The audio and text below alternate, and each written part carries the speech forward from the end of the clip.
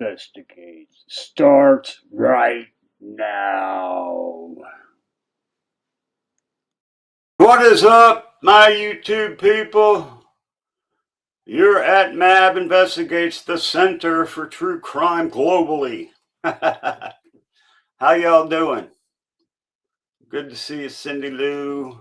Done 832, Pam Furlong, Patriot Pride, Sheila T, Cindy Lou, I already said. Where's Jim? Ladybugs, Kimsta, Heather, whatever. Good to see you all here. So, I woke up this morning minding my own damn business. I turn on, I make me some coffee, I pet the kitty. I go on YouTube and Dolly Vision's on, so I click on that. And I find he's saying, if you're a mod in my channel and you were in that damn panel last night, you're going to get your ranch taken. He was going off big time on Criminal Network for something he posted on X. Yeah, he ain't happy with me. I talked to him already. So when he opened the phone lines, I called and talked to him. I'm like, I don't fucking follow X. I don't know what the hell's going on there. And I don't condone, approve, or disapprove of what anybody else posts on their own channels on X or YouTube or anywhere else. Yeah, ain't none of my damn business. Just like I don't cover the JLR and Magnolia shit because it ain't none of my business. It's personal shit. Now, do I condone ripping on the family that has that's missing their mama? Of course not. But I'm sure, you know, he was worked up and that's why he did it. But yeah, I don't do X. I get like notifications once in a while, but that's about it. So everybody's in the chats talking about Mabs, the fucking sub whore, you know, it's going all these panels trying to get subs. Well, guess what? The whole damn purpose of YouTube is to grow your freaking channel. Why do I want subscribers? Because I have a 501c3 that I want to use to help people that are less fortunate than myself. I'm already good. I don't need your money. I don't need your membership. I don't need your damn super chats. I don't need any of it. I'm already good. I took care of myself freaking over 20 years ago. I was in a place where I could retire because God has blessed me way more than normal people. He's blessed me really, really well. And so because of that, it's time for me to give back. You know, if my cup runneth over, then I'll take the overflow and help other people. That's what I want to do. So if I'm a sub whore, that's why. It's to help other people. I haven't taken a dime out of this channel. And I can prove it to you if you want. And when I start later on, when I go to the bank, after I talk to y'all, I'm going to go start a bank account for my 501c3. I'm going to take every dime from this channel and put it in that bank account. And my bank account is going to be on my website, and the balance and all that shit is going to be clearly viewable to everyone. And when I help someone out, whether it's a homeless person, whether it's an old Mexican lady that needs help, whether it's a veteran, whether it's a Gold Star family, whether it's someone with a missing freaking person, you'll see exactly where that money goes because it'll be online and viewable for everybody. I don't think anybody has anything like that. This will be the first one. I believe Nancy Guthrie is in fact held against her will in a bunker, and the FBI and private investigators should search the address above and the address next door. Interesting theory, interesting theory. I'm also a believer in the Bible. Hey, Justin, good to see you, brother. They're closing in on porch guys, sweet. When I posted the address on my Facebook, I ended up with a message from girl named Ashley who declared she lives next door. She was angry and showed signs she knew something. Really? Interesting. Yeah. I'm also a believer in the Bible where it says when they're stoning the prostitute, Jesus says, he who is without sin, throw the first freaking stone. You throw the first stone. Well, guess what? I can't throw the first stone because I'm a sinner just like every damn one of you guys are. I'm not perfect. I do stupid shit. And that's just the way it is. I forgive myself for the stupid shit I do. Otherwise, I'd be constantly, hey, Luna Moon, I'd be constantly depressed. So that's that. I don't hate Criminal Network. I don't hate Alex. I don't agree with everything he does. I don't agree with everything anybody does. I don't agree with what Dolly did today or the level at which he did it. That's not my business. He runs his own damn channel. I run mine. On this channel, we don't bash other YouTubers for any reason. And I don't approve of people in the chat going disrespecting each other or other creators. So that's just the way I roll. Now, does that sound holier than thou? It might, but that's what I strive for. Will I be perfect? Hell no. I'm never going to fucking be perfect. But I'm going to try. And that's all I can do. So whoever wants to unsub or whatever, because I was on a fucking panel last night, go pound sand and unsub. I don't need you here. I don't need anybody. If you're here because you want to be here, then you support what I'm trying to do. So there's that. Can anybody guess who the thumbnail is? You missed something? Preach.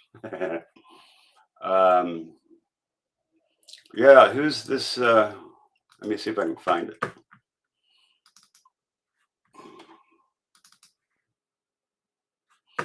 Does anybody know who this dude is I'm about to show you?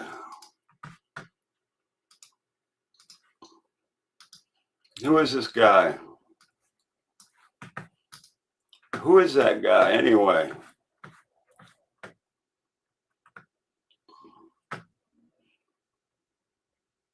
Yeah, Dolly went a little rogue.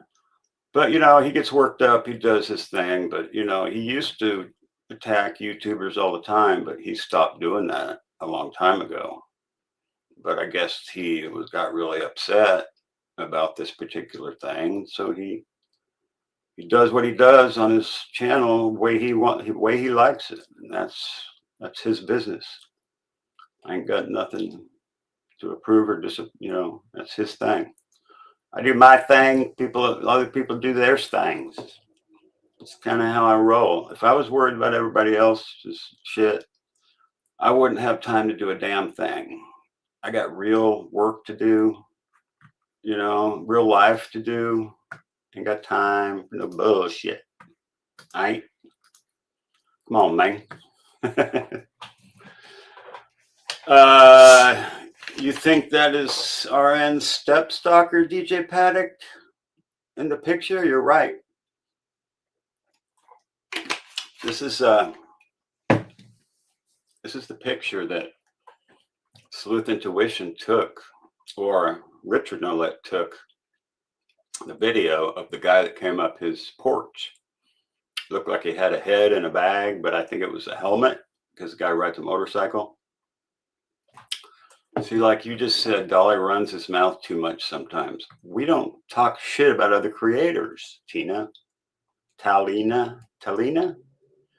So I don't want to talk shit about Dolly either. So I'm probably going to delete this comment you just made because we don't do that here. All right. Dolly deleted his video? Really?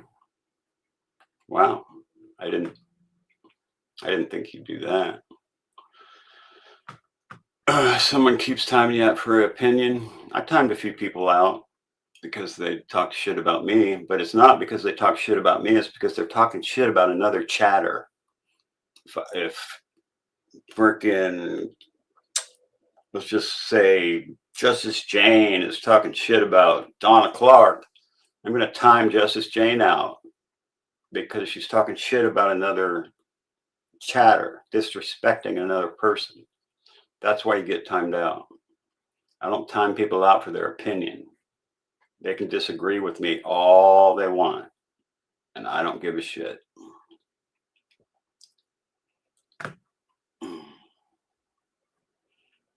Dollar wants to talk about people hanging on bills while his pussy whipped, and she's bringing his channel down, Turtle Island, Houston, blah, blah, blah, blah. So that's another one I'm going to have to delete because, sorry about that, but we don't talk shit about other creators or their old ladies. PJ had words for me today, and that's fine. She's entitled to her opinion, and I'm entitled to mine.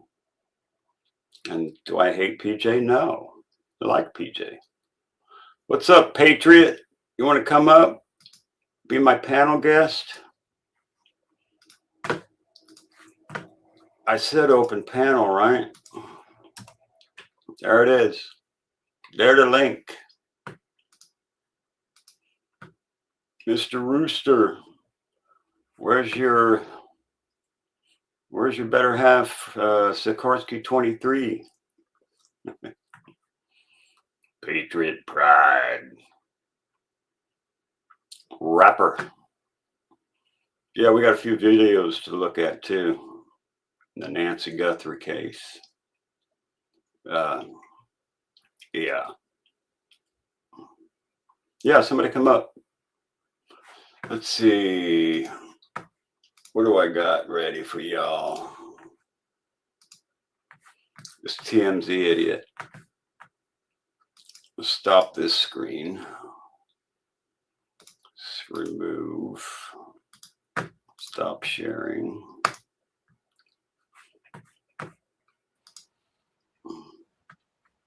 What's up, Justin? Oh, wait. Oh. Hey, how you doing?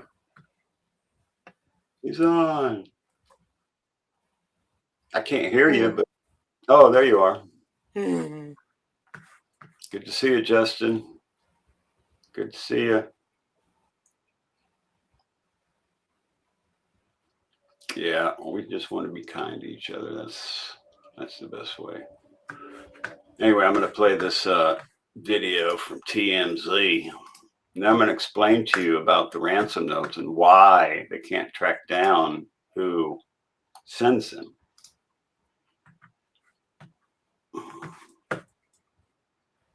There is a lot to be confused about in the Nancy Guthrie case.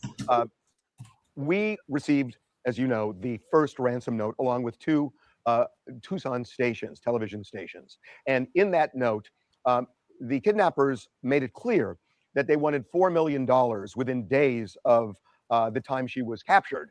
And if the Guthrie family didn't pay that money, it would go to $6 million. And a week after the kidnapping, basically, they said they would kill her if. You think the first ransom note that came out was Derek Colella? Got arrested and his court is coming up. I think it's tomorrow. Do you think he done all of them? No. I don't think he did all of them. I think he did the first one, and I think he knows Annie and Tommaso personally. Why? Because they played in the same venues for years on end with the same DJ and probably the same promoters. So I believe they knew each other, yes. they didn't get the money. So there was a second ransom note now that we know about that one of the Tucson stations got. In that note, which was sent 5 days kidnapping, it said that Nancy Guthrie was dead, and that apparently said she was buried somewhere. Now we know that the second note did not contain a ransom demand. Oh, the second note didn't. So what the second note said? What? And that's why it was so confusing that following weekend, when Savannah Guthrie said to the world that they wanted to bring their mother home to celebrate and they would pay the money. So that means they wanted to bring her body home to make a celebration of life, is what I took that to mean. Meaning she passed away. That's what I got out of it. That's RN's brother. Yes, Renee, you're right. You got it. And that money. Supposed to be the porch guy, right? We'll look at his face and then we'll compare him to the porch guy and see what we see. But I'm not sure about RN's stuff. Money was never paid, and we know that because we have the Bitcoin address, and the Bitcoin. It doesn't even seem like the porch guy.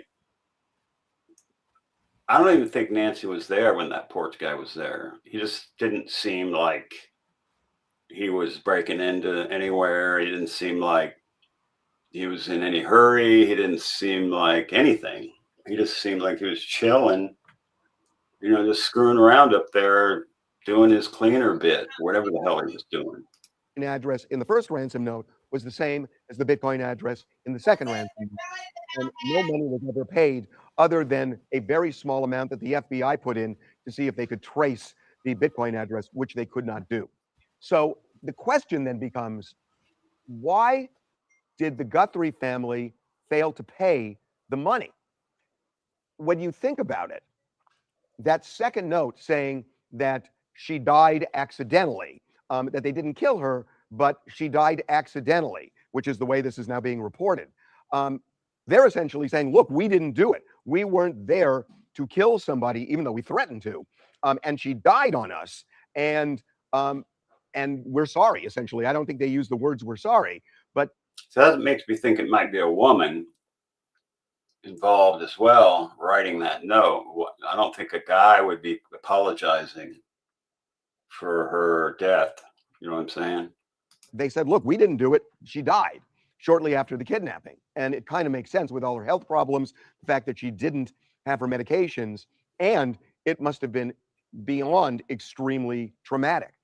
So if that's true, what Savannah Guthrie is faced with is, we got this second note and we believe it's the kidnappers, but now they're not asking for a ransom demand in return for telling us where the body is. So we're putting DJ Paddock, only one woman who writes like that. Talking about Annie. it out to them. Tell us how much you want. Tell us where the body is so we can bring her home.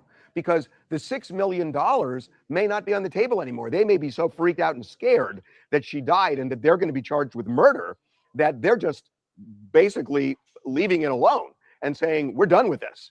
And so to pay $6 million when it looks like they've just freaked out and gone away. Now, I wouldn't pay $6 million for the body. I might pay if I had $40 million and they had my mother's body, I would probably pay him $6 million for the body. If I was sure they sent me a picture and all that, proving it, I probably would have paid to get the body back so that she could be laid to rest correctly. But they didn't do that. What she did instead was to say, look, tell us what you want. We want to bring her home. And that means bring the body home. And they never responded after that. They never responded to us, and they never responded, apparently, to anyone else. And that may be the answer as to why Savannah said, we will pay, but she needed to know, will you give us the body back if we do? And what do you want? And they never said that. So that may explain this curiosity of her saying we'll pay, but never did. And just one other note, I have called the FBI twice again today, asking, Hey, Midnight Moon, please call, good to see you. because we're trying to get some closure on this guy who was repeatedly emailing us, telling us he knew. Now, look, when he says emailing us, he doesn't mean that they got an email. He means that, let me take this down real quick and I'll show you what he means. Here's exactly what he means. Let's see, share screen. La, la, la, la. All right. This is how you send TMZ a tip. Go on the tip line. You fill out this web form right here. Name, last name, email address, site URL optional. Email is optional. Subject, phone number, what's your tip? Submit form. So that's not an email. That's a web form submission. So we're not talking about, I think that's how they got the ransom notes, not through an email that you could trace with an IP address. All right. So that's that. Let's put this video back up. Number 42. So they're getting tips from a web form, not an email inbox. How would they even know anybody's address at TMZ? Who the kidnappers were, and he knew where Nancy Guthrie was buried. And still no response from the FBI. Something is going on.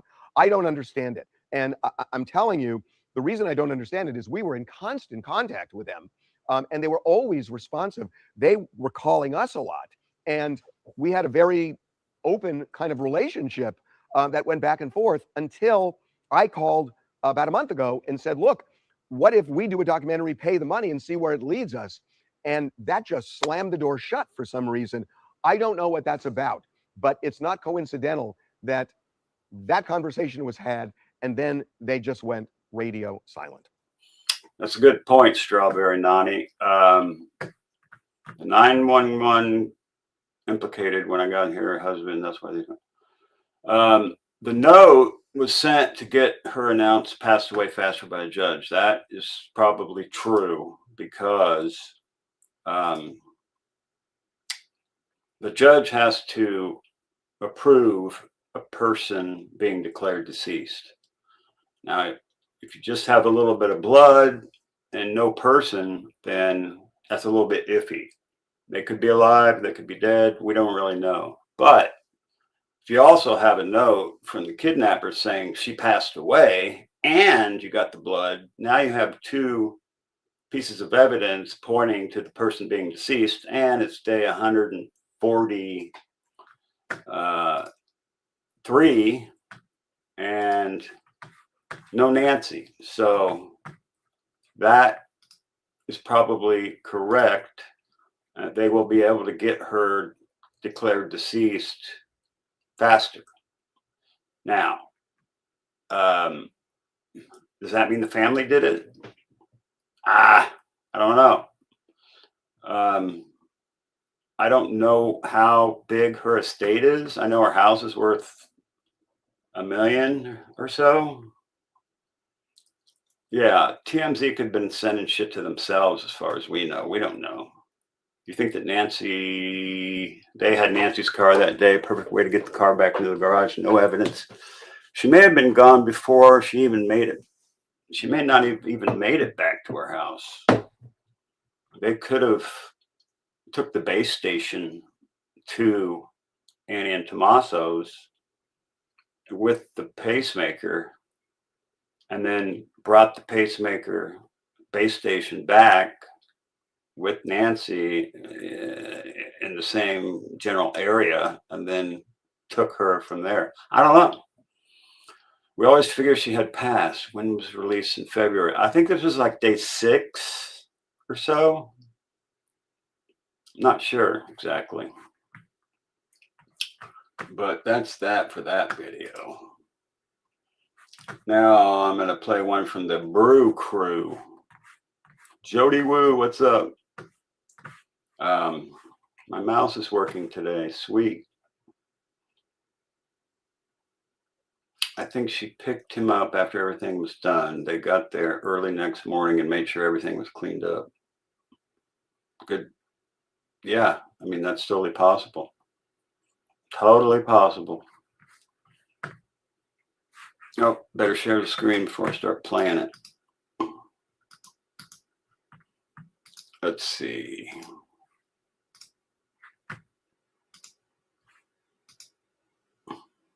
Bam. It always defaults to that, but I like to see me bigger. Event that's happening this week in the Nancy Guthrie case that could be far more important than most people even realize. And it has nothing to do with DNA, and it has nothing to do with surveillance video. It doesn't have anything to do with the man seen on Nancy's porch. But after months of investigators analyzing DNA, reviewing digital evidence, processing forensic evidence, and just following thousands of leads, I can't help but wonder something. Could some of those results have finally made their way into the hands of defense attorneys? Could evidence that has never been revealed publicly have changed the legal landscape behind the scenes? And if so, could that be one of the reasons that we're now seeing a plea change? Because one thing that... Plea change. We're talking about Derek Colella changing his plea from innocent to guilty, maybe? What did he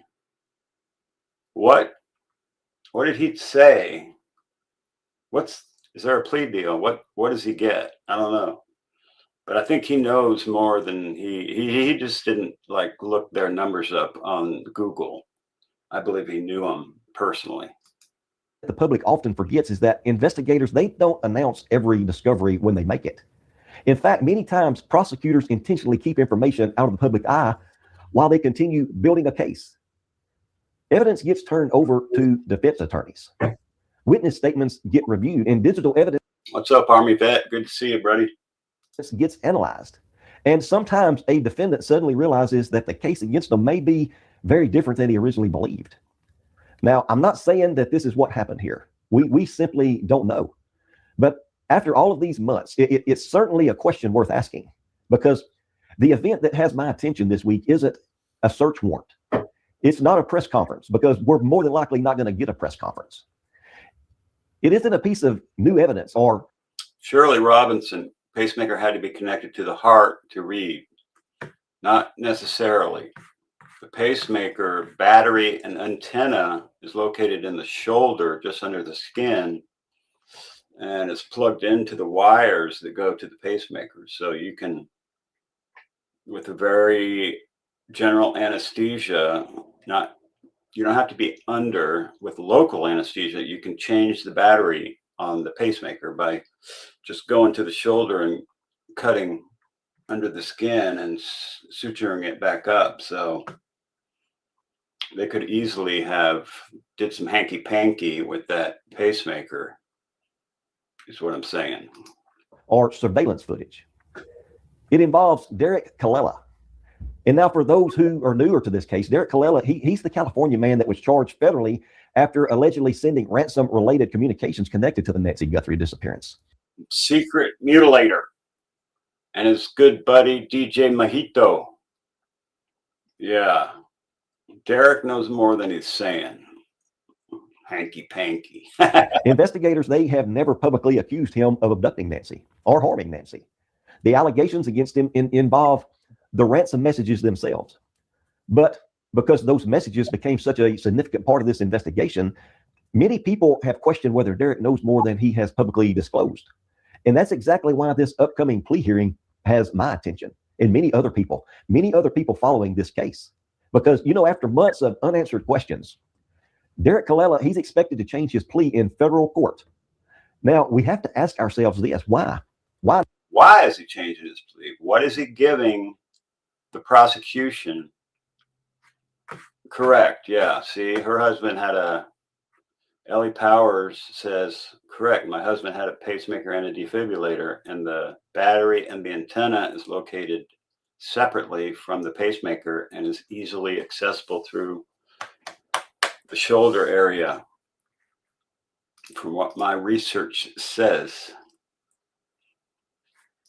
Yeah. So now, what changed? And more importantly, could this hearing reveal something that investigators have known for months, but haven't been ready to disclose publicly? Hello, everyone, and welcome back to my channel. Thank you all for being here again today. Listen, if you're new here, my name is Charles Brewer. I'm a retired law enforcement officer with 21 years of experience. On this channel, we look at real cases from a calm, practical law enforcement perspective. And if you've been following the Nancy Guthrie case with me, you already know that sometimes the most important developments, they're not the loudest ones. Sometimes they're the ones that happen quietly. And this hearing may just be one of those moments. Think about that. You know, the first thing that investigators always ask when someone changes a plea is simple. Why? Why would they do this? Because pleas don't happen in a vacuum. Something usually drives that decision. Now, that doesn't automatically mean that Derek knows something. It doesn't automatically mean that he's cooperating. And it certainly doesn't mean that arrests are around the corner. But it does raise some questions. Did prosecutors present evidence that might make fighting this case very difficult? if a foreign intelligence service knows of which their spies, diplomats, or contacts are being watched by the FBI, they can immediately warn them to change their behavior, burn their burner phones, etc. Correct, Army vet. I like your insight. SniperNet. SipperNet. Thank you for your service as well. By gaining access to Red Hook, Chinese intelligence essentially acquired a master list of exactly who the FBI was surveilling. There's a lot of shit that goes on in that clandestine world, Army vet. You know that. National Security. Okay. Got you, buddy. And if you don't think the FBI pulls some false flag shit, you got another thing coming. Because I've detected lots of those. And you'd think I was a conspiracy nut if I told you the truth about some of the shit that goes on. Did his attorneys advise him that accepting responsibility was in his best options? Or does he possess information that investigators believe have value? I think the latter. I believe he has information that prosecutors think they have value. That's what I believe. We just don't know. But those are the questions that experienced investigators would be asking. And I want to ask all of you, what do you think about this? What do you think? Do you believe that Derek knows more than he has publicly admitted?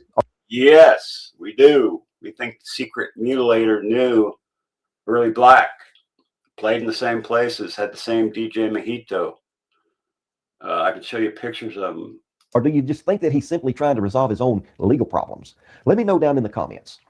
Now let's talk about something that every investigator pays attention to when a defendant suddenly changes a plea. Because contrary to what people see on television, defendants don't usually wake up one morning and decide that they're going to plead guilty for no reason. Something typically changes. Maybe prosecutors have stronger evidence than the defense originally believed. Maybe witnesses have come forward. Maybe the digital evidence has been recovered. Maybe the defendant realizes that conviction is likely, or sometimes the defendant decides that just cooperating is in his best interest. Now, let me be very clear here, because I'm not saying that this is what's happening here. We do not know.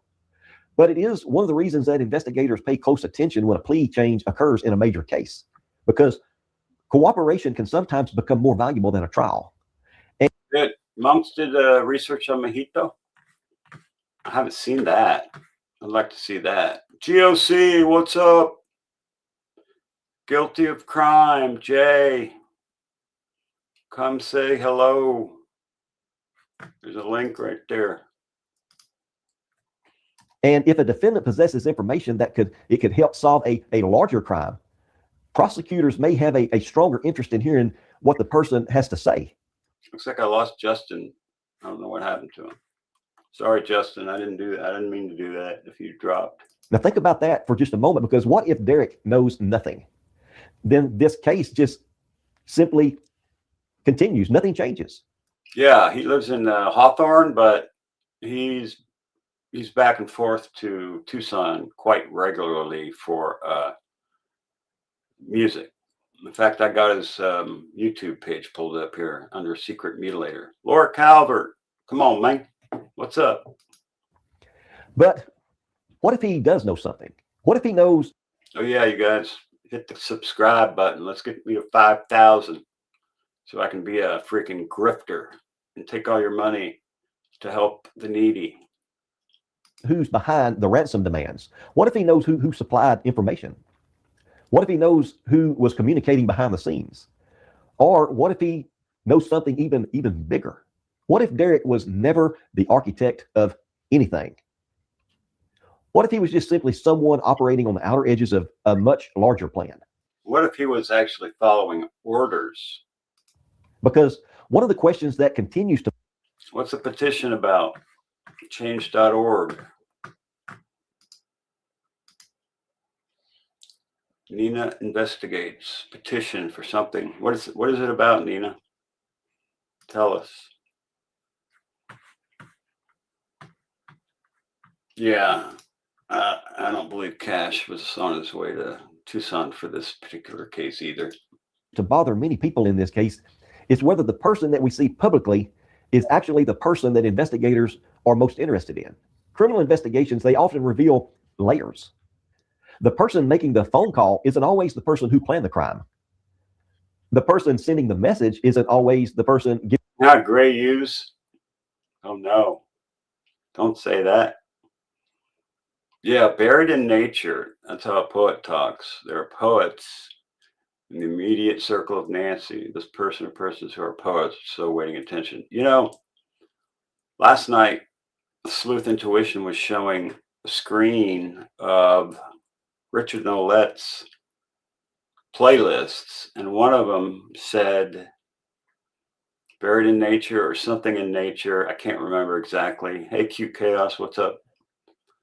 But it said something like that, buried in nature or something like that, something in nature. Giving the orders. And sometimes... Flojo, what's up? Flojo TB. Go sub up to Flojo.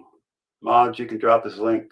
Sometimes the person investigators arrest first is not the person that they ultimately want. Again, I'm not saying that this is something that's happened, but experienced investigators, they never ignore that possibility. And if there truly was a mastermind behind Nancy Guthrie's abduction, if there truly was someone pulling the strings behind the scenes, then imagine how devastating it would be if someone suddenly decided to start talking. Imagine sitting there believing that you've gotten away with this. Months have passed. The headlines have slowed. The public has moved on from other stories. Let's see what it's Army vet saying here about the skiff. They argue inside a skiff built into federal courthouses and transcripts are permanently sealed. Yep. Secret shit.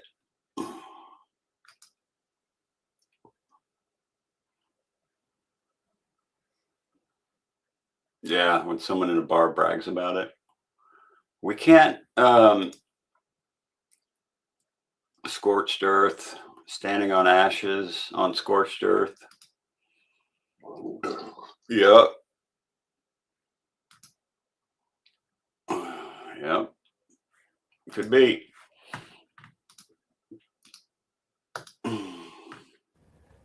Then suddenly someone walks into a courtroom and just changes their plea. And now you're left wondering one thing: how much does he know? And perhaps even more importantly, how much has he already told investigators? That's the kind of questions that keeps guilty people awake at night. I think Derek Colella could crack the whole case open. Or was he compartmentalized? Was he given instructions to do a limited part of the operation? Mab, do you hate when YouTubers put each other down or start reporting each other? And yeah, I don't hate anything, but that's not cool. Yeah, I agree, Wilma. They ought to just do their own thing, not mess with other people. I like that vibe. Tack was on a Wiccan holiday.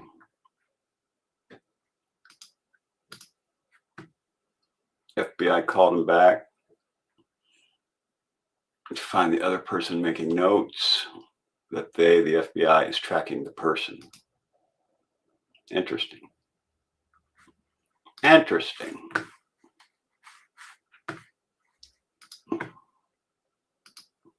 So I want to ask you this. If Derek does have information, do you think it points directly to the person responsible for Nancy's disappearance? Or do you think that this is completely unrelated and we're just looking in the wrong direction? Let me know what you think about this. One thing that has already stood out to me about this case is the timing and the nature of the ransom demands.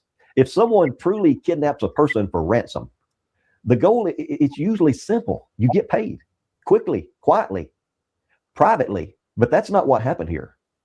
Instead, those messages, they appeared in ways that attracted maximum attention. Hello, Kel Boyce. Good to see you. Media attention and law enforcement attention, public attention. Everything just became louder. And that's what has caused many people to question whether those ransom demands were ever about money at all. Were they genuine? Were they a distraction? Were they intended to pull attention away from something else? I think that is likely, that the ransom notes were performative. Let's just say that. That's the question that investigators have likely been asking since the beginning of this case. And if Derek has answers to any of those questions, investigators would certainly want to know. Again, we don't know that. We don't know that he does. But if he does, this hearing could become much more significant than many people currently realize. So let me ask you another question. Do you believe that the ransom demands were legitimate? Or do you believe that they were designated to distract investigators and the public? If you think they're legitimate, press 1. If you think they're a distraction, press 2. Let's see where you guys are at. Now, let's be fair. There's another possibility. Derek may know absolutely nothing about Nancy Guthrie's disappearance. That possibility, it must remain on the table. Major cases often attract people who insert themselves into investigations. It happens all the time. People who seek attention, people who believe that they can profit from tragedy, people who think that they are smarter than the investigators. Law enforcement sees this all the time. And if that's what happened here, then this plea hearing may have little impact on Nancy's case itself. But investigators, they still have to verify that, because assumptions solve nothing. Facts solve cases. And every possibility has to be examined until evidence eliminates it. This is where things get interesting, not necessarily during the hearing, but after the hearing. Because once legal proceedings begin moving towards resolution, investigators sometimes, they gain additional flexibility in how information is used. And again, that doesn't mean that there are secret deals. It doesn't mean there are hidden witnesses. And it doesn't mean immediate arrest. But it can remove barriers that previously existed. And that's why many investigators, they'll be watching this hearing closely. Not because of what gets said publicly, but because what may happen afterward.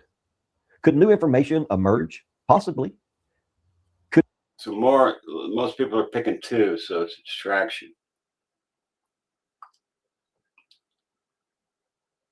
Yeah, distraction.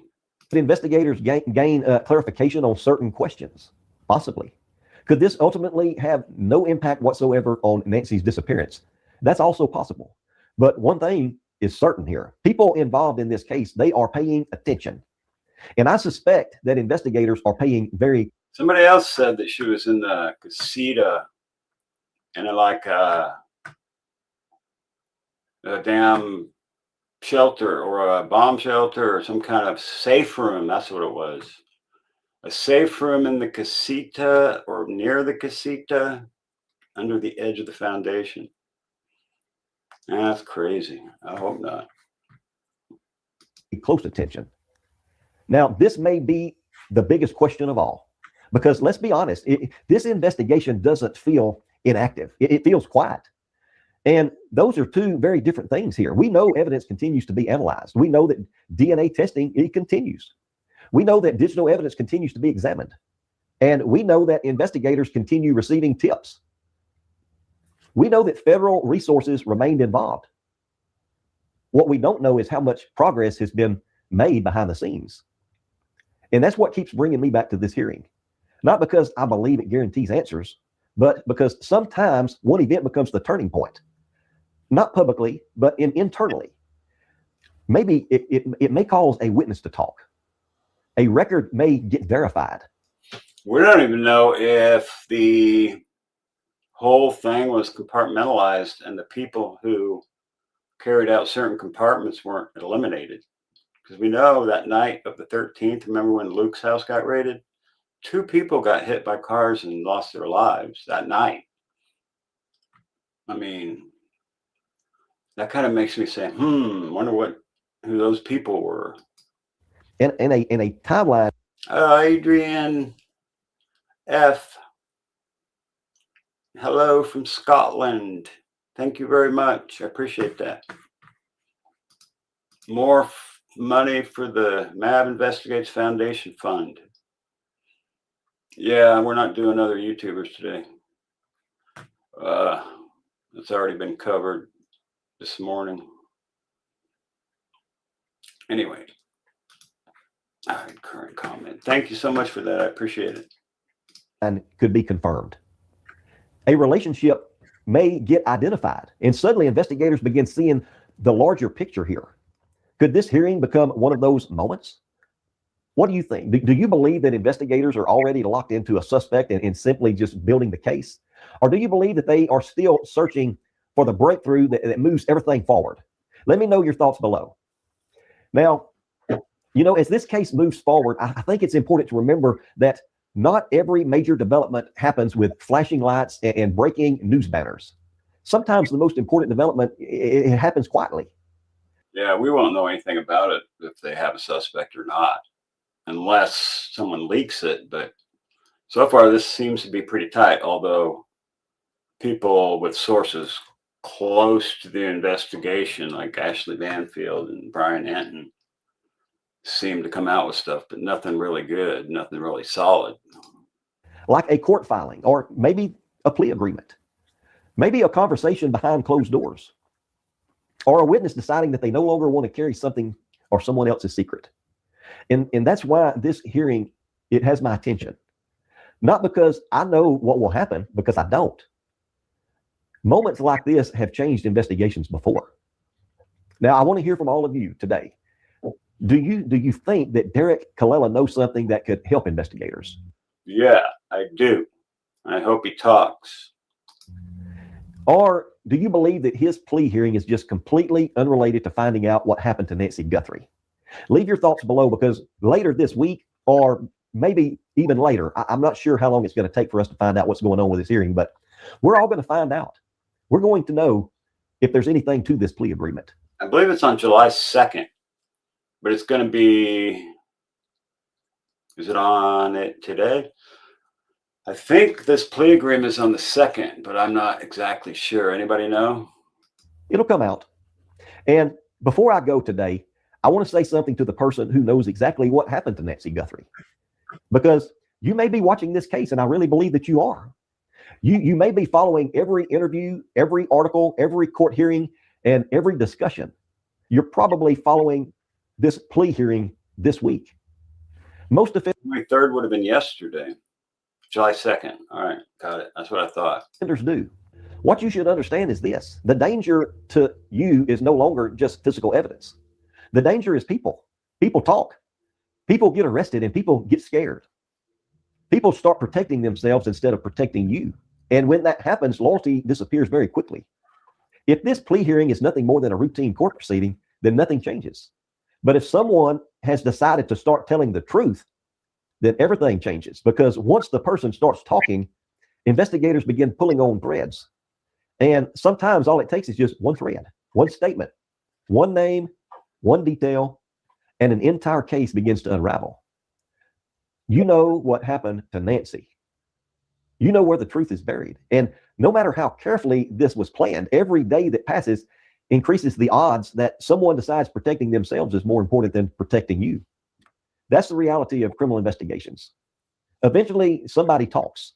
And until that person talks, until investigators get the answers that they need to solve this case, until Nancy Guthrie is brought home, and until her family gets the answers that they deserve. I'll see you all in the next video. Thanks, Brew Crew. We appreciate you. Now, this next one's got Big city crime. And they're also talking about the Derek Colella stuff. But I got to share it first, right? I got to hit the bathroom, so I'm going to let you guys watch this while I head out over there around the corner here. Avenue is 5 years of no contact with. I'm retired Chicago homicide.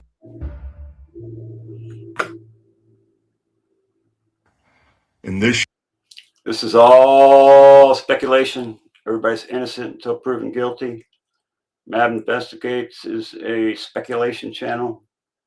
It's all our opinions, and the opinions of the chatters are theirs alone. Everyone is innocent until proven guilty. show, I, along with Will, Tim, and Maureen, want to talk about where did Nancy go? When she was taken from that house, where did she go? Did they take her to the Mexican border? Did they take her to the Indian reservation? There's a lot of talk out there right now on that. Or did she remain close to home? In this episode, we're going to discuss it. We're going to break it down. We're going to give you our opinions. We're going to talk now. So we talked about the car pulling up right there, but now I want to talk about where did the car go? Because all of us know it's a lot easier to find a vehicle, than it is to find a body. Be right back. So where did this car go, and how come they weren't able to, the FBI's CAST team, which is the analysis team, how come they weren't able to find a vehicle? My thought is maybe the vehicle didn't go far at all. Maybe they have a cooling off place. Maybe the vehicle only went down, 2 or 3 blocks and then got into a cold car or something along those lines. Someone was out of town. They knew it. They put the hot car in the garage and then took a cold car, that whatever. But that's a lot of moving parts. It's a lot of moving parts. And then there's all this talk about, did it go through an Indian reservation or did it go through Mexico? So if we could, guys, I'd like to talk just for a little bit about how you think Nancy got from wherever she is now, from this house to wherever she is now. And what are your thoughts about the Indian reservation and crossing the border into Mexico? Well, again, I think we had talked on this. So if you're leaving the house and you're driving in a vehicle, the risk potential goes up dramatically. Now you got an incapacitated 85-year-old woman that's bleeding in the car. How are you going to explain that if you get stopped by the police? And bleeding presumably from her face. Right. I mean, guys, we've all been through this. You plan something, you're going to have a plan. What's the plan? It's okay. Here, you got the 85-year-old lady. What do you do with her now? They had to have had a plan, and the plan is, like Maureen, you said, is they're taking her to a house, and I think the house is close, or a location close, whether it's a storage facility, a storage garage, a mechanic shop. They're not driving an hour and a half to the freaking Mexican border or going into an Indian reservation. Again, who's in the Indian reservation? Law enforcement. They have their own law enforcement. Yeah, but they could have. What did I miss? Indian reservation has their own police, although the feds can have jurisdiction, but most Indian reservations like to keep it within the tribe themselves. Saying that they didn't go through the Indian reservation is not very open. I mean, they definitely could have gone that route. They could pay someone off to let them hang out or chill out. But now there's someone else that knows. Right. Yep. Now you're expanding the thing. I firmly believe, my belief, in my opinion only, is she goes out that front door immediately into a vehicle and she's taken away. I want to know who the damn driver was that took Nancy to Annie's for the dinner. I want to talk to that guy.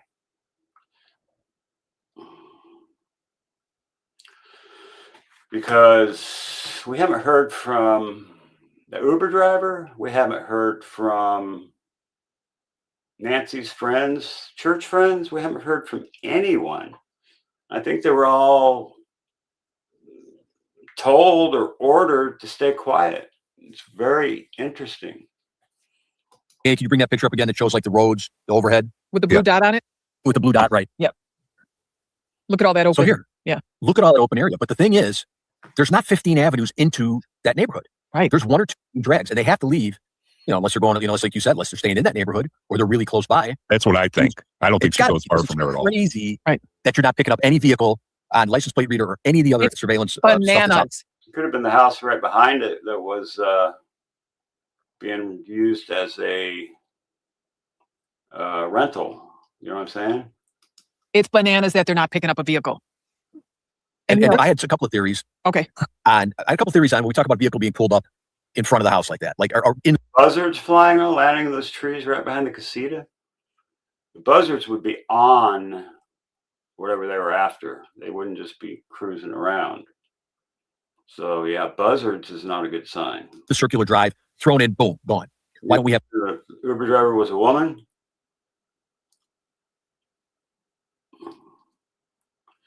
The interviewer met with Nancy's church friends. It's going to be on tomorrow night. Sweet.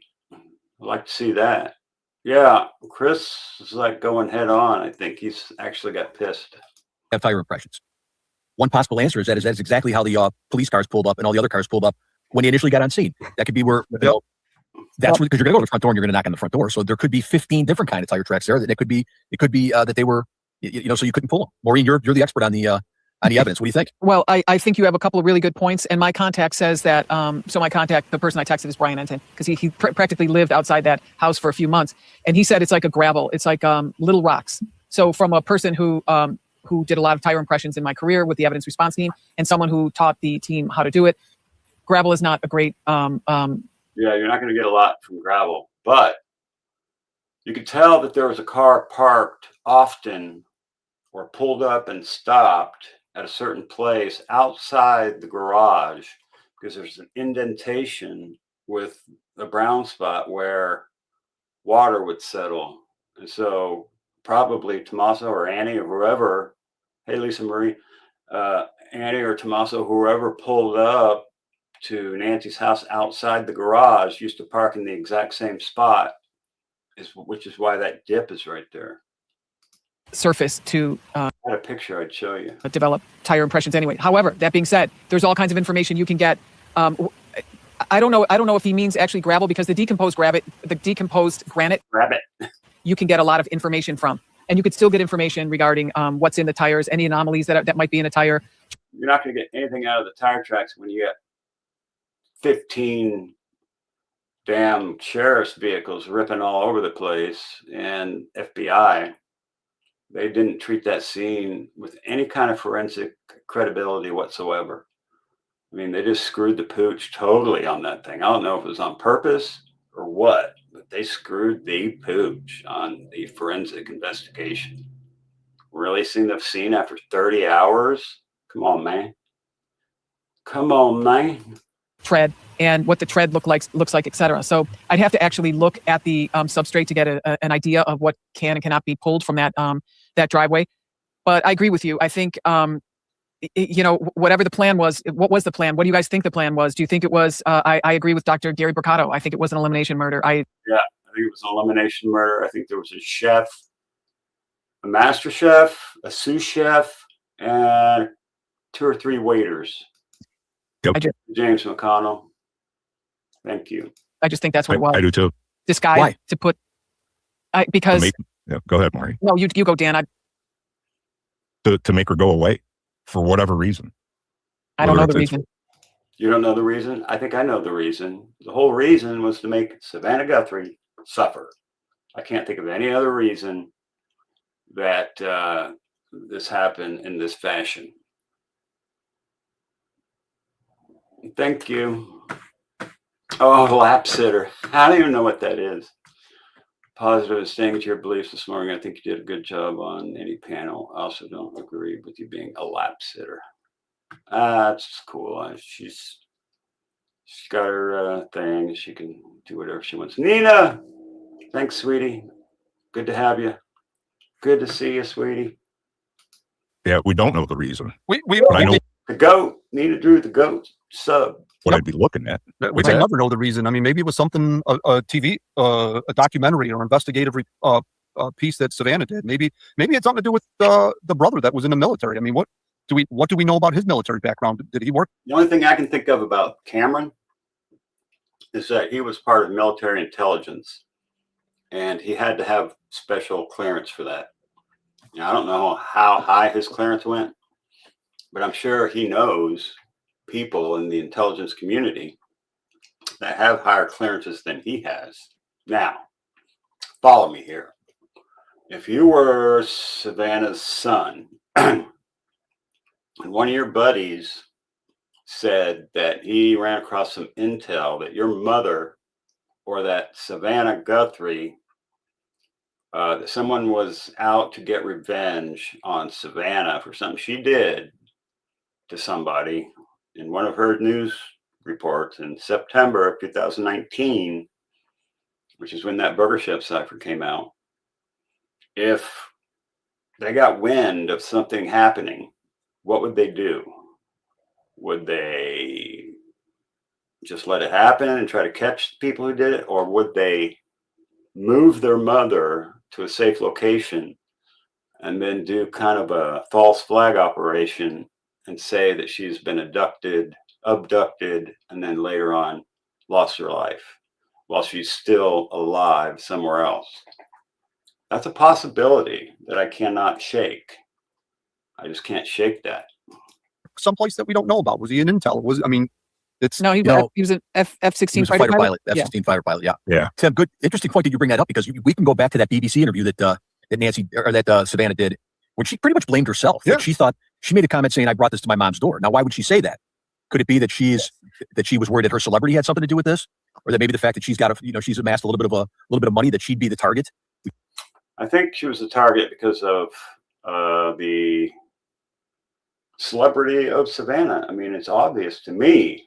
It might not be obvious to everybody else, but I can't think of another reason. She's not a million. She's not worth $40 million like Savannah. She's not like some big wig. She's an old lady that is just trying to get along. Can I make out what? Mab, you need to make our pin larger for all of us goats. Oh, can I do that? I don't know what to do. I'll figure that out, Sheila, and I'll make something special, like a goat, a big goat, or something like that. Thanks for telling me that. Appreciate it. All right.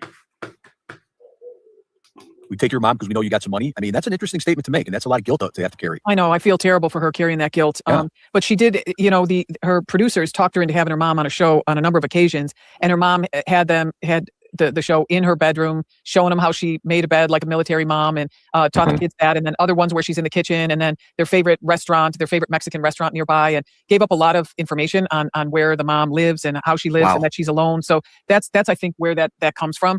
And it's just like her producers trying to get her to do something because they think it'll be adorable, when in reality you're putting people in harm's way.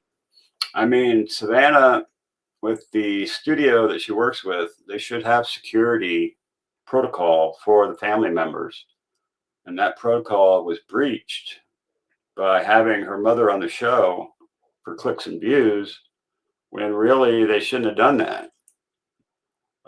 Do you believe Nancy was used as a sacrifice in order to push Savannah to her own personal game show? That is one possibility if you're into the Illuminati angle. Yeah, I mean, it's possible. Why are they talking so fast? Because I got it on 1.5. I can slow it down to 1.25. right. When you're a public facing figure like that, you have to be very protective of releasing too much information. And again, like I said, we may never know what the motive or what the reason why this was. Yeah, that's 1.25. You like that better? Yeah, sub up the channel, you 391 peeps. Right. I Yeah, mean, we have to you're right. consider everything. Like I say all the time, it's possible, but my opinion, that scenario is not probable. Okay. I So you don't still- think this is a snatch? This isn't a snatch for ransom, in your opinion? I don't believe Is so. that- No, I think it's elimination. I think 1.5 is too slow and 1.5 is too fast. Is there a 1.35? For money. When you're trying right. to get a ransom, the last thing you want is everyone on earth watching you. And that's these ransom requests came through TMZ, which means what? Everyone and their brother's going to know, including law enforcement. Normally, All right, I got it on 1.35. Lana Banana, what's up? It's going good. I wasn't going to go live today, but I was supposed to be working right now and getting a bank account for my 501c3, but some shit went down this morning. I had to address, and now I'm on here doing this. So got to roll with it, right? New member, Southern Grace 1. Sweet. Welcome to the goat pen, honey. You only have to I love that. I love my members.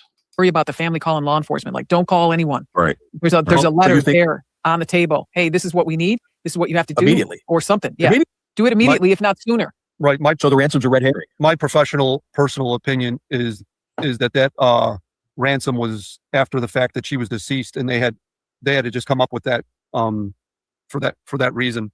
Yeah, I think it was performative, the ransom, and the card that they put out front with the flowers, that was also performative. And a lot of this was performative, in my opinion. Because they knew she Well, wasn't. let's talk about something as far as that goes. Say we go with what Dr. Gary Mercado said, and this is an elimination murder. Are you looking to disappear someone, or are you looking to kill somebody? Because They're looking to kill somebody. And I agree with Dr. Gary. It was an elimination murder, and there was a chef, a sous chef, and a few waiters. And some of the waiters might not be with us anymore. two different things. Because Danny, to your point, if you're talking about financial, if you're trying to collect insurance or settle an estate, the dead person has to be dead. And for it to be financially a financial thing, you want that person dead, not missing. Oh, Joe, showing some love. Thanks, brother. I appreciate that, man. Let me highlight that. My mouse isn't the greatest, but there you go, buddy. FlowJo TV. Go sub up FlowJo TV. Where's this damn link? How do I get that? FlowJo TV.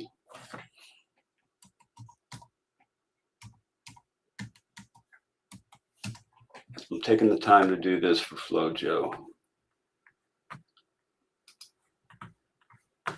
because I can.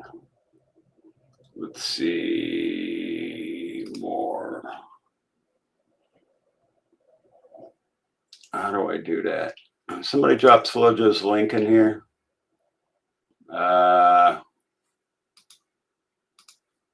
Yeah, somebody drop FlowJo's link in here, will you? Appreciate it. Because, and we researched this a little bit, there's laws in place in the state of Arizona as to when a person who is missing is declared dead. And there's Right. two avenues. The one avenue is 5 years of no contact whatsoever. You can make a declaration. 5 or But the 7 other one in is- some places. Yeah. It's 7 in some, but in Arizona, I believe it's 5. Yeah. And the second part of that is, can you show something that would say there's no way this person could have survived?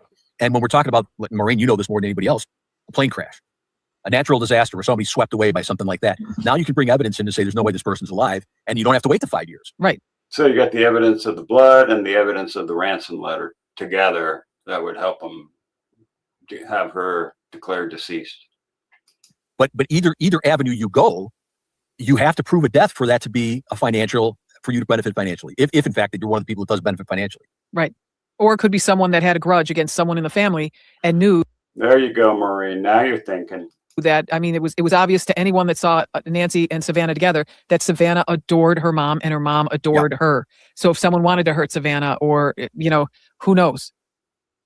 But then we get into the things where Savannah and the family go on TV and they believe 2 of those ransom notes are legit. What I don't know is, why do they think that?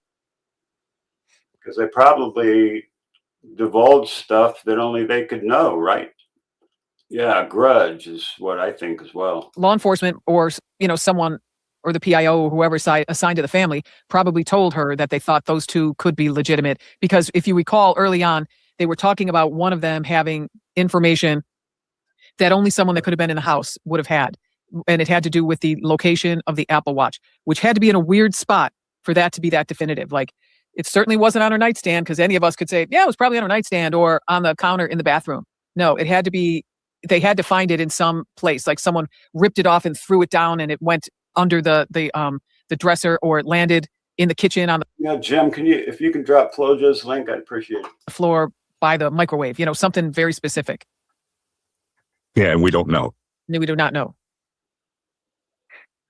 No, very, very interesting theories. And again, like we talked about in the beginning, we don't know anything more than what we're speculating on or what's available through public information that's already been released. I think there's a hell of a lot more out there that nobody knows about yet, except the people that need to know about it at this point. And I'm glad for that. I'm Me too. yes, I'm glad that stuff isn't leaking out, because this case reminds me of the Koberger case. That's what I'm hoping for, that it's going to be something like Koberger, where they've got the whole case locked and loaded and then they're just ready to drop the hammer.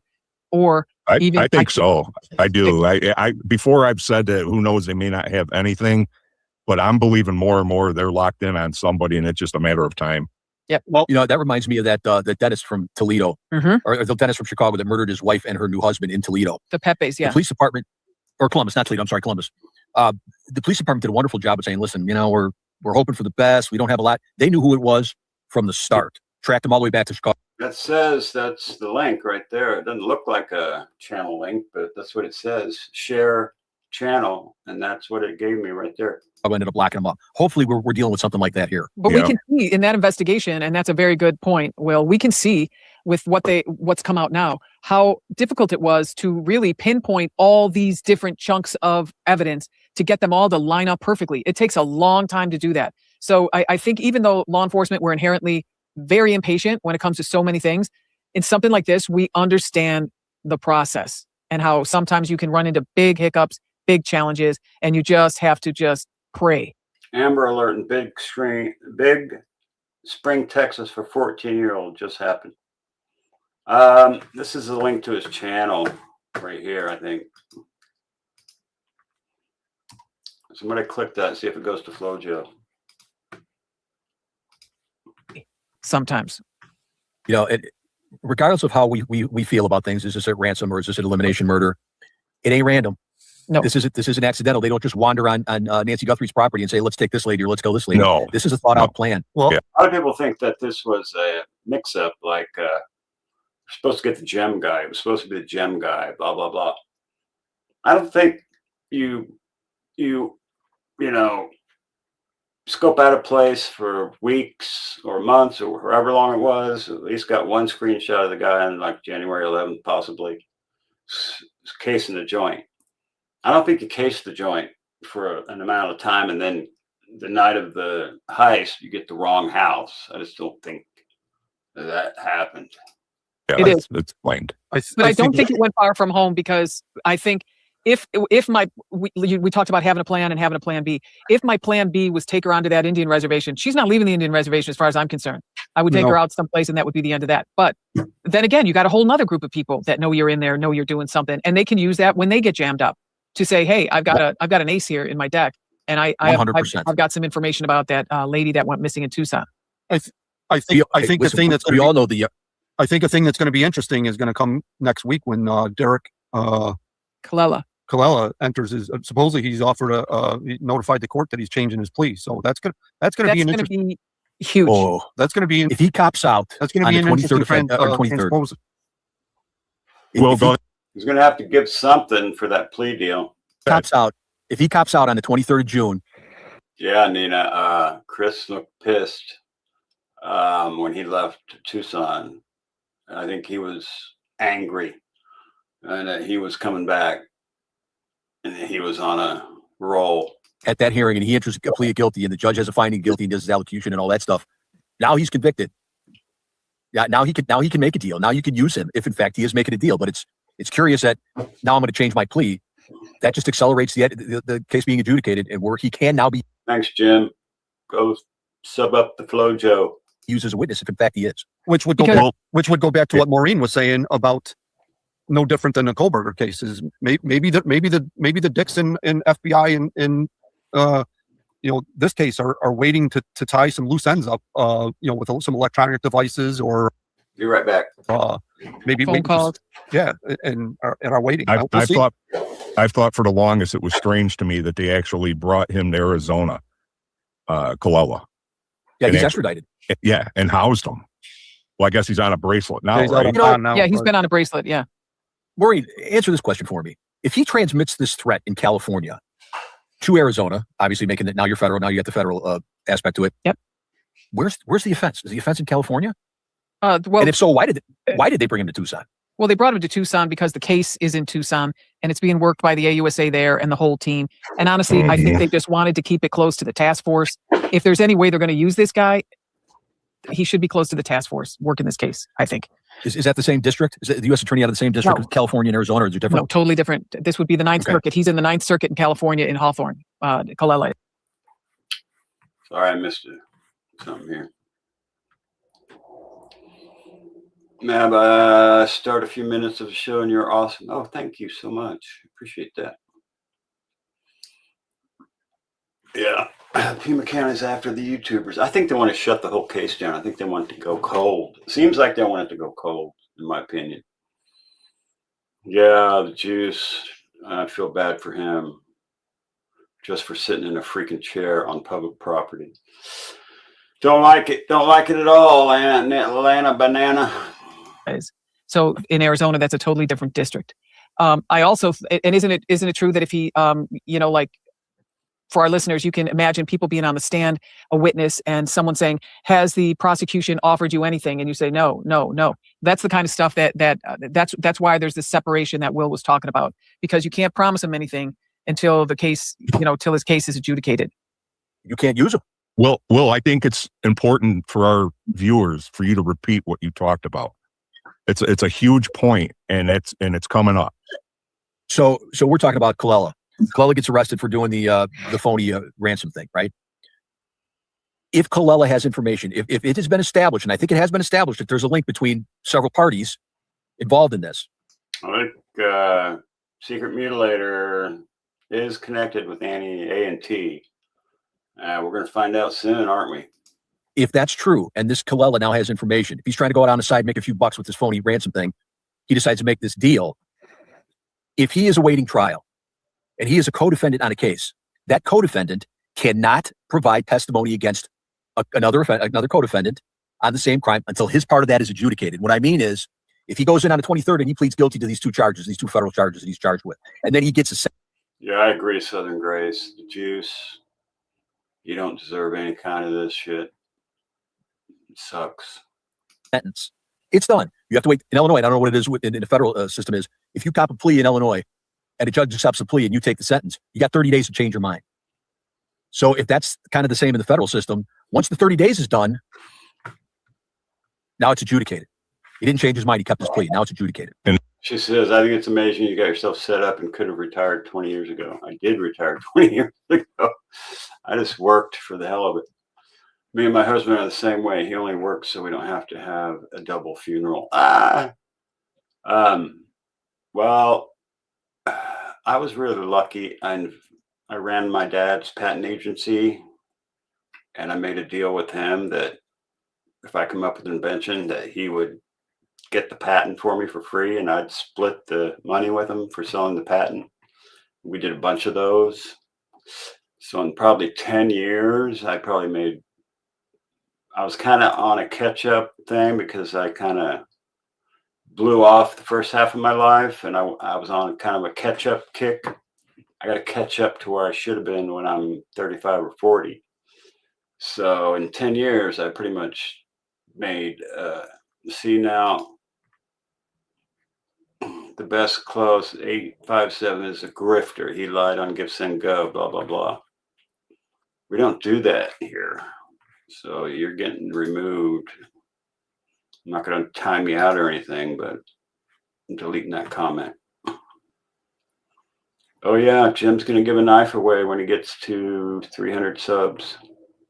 Go sub up the Jim's survival.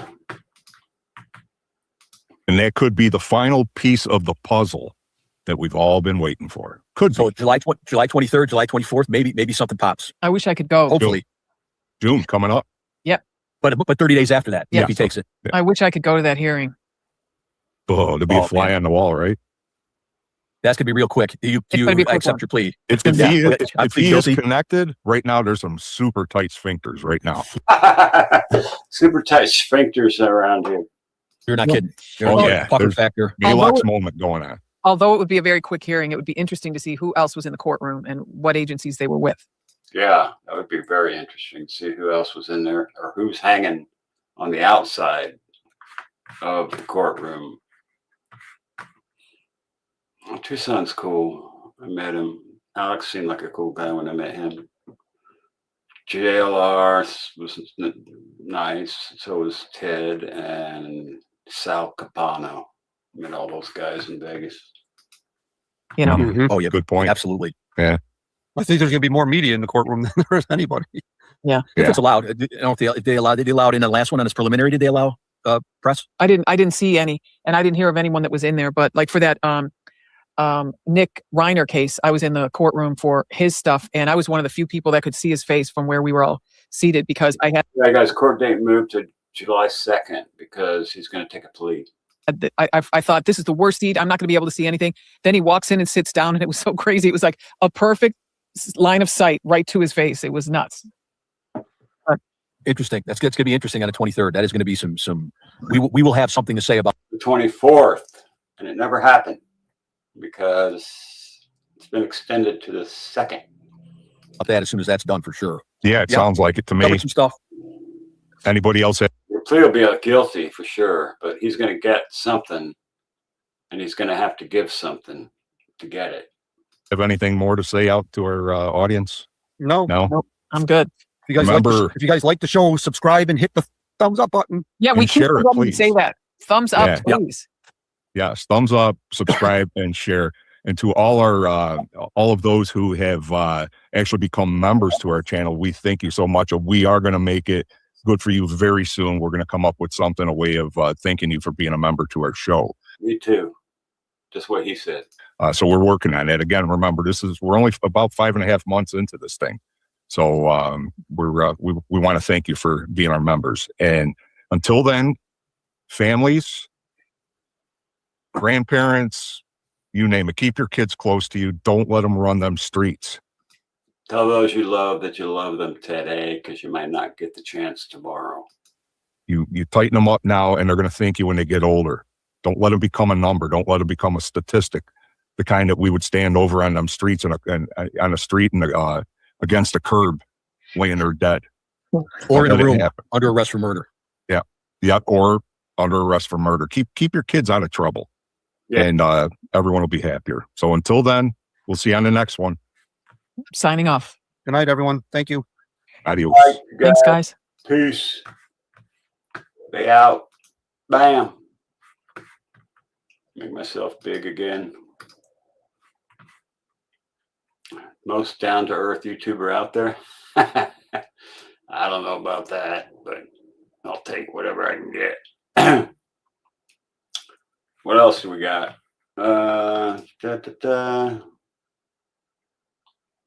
Mexican grave.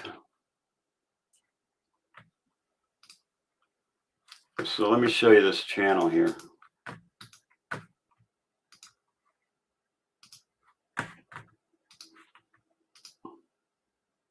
This right here is Derek Kalella's channel. It's called The Secret Mutilator.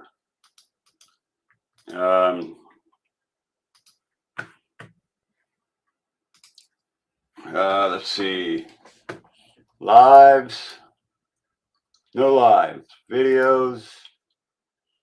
7 months ago, he did a video. Releases. He's got albums, playlists, home videos. So 7 months ago was his last thing.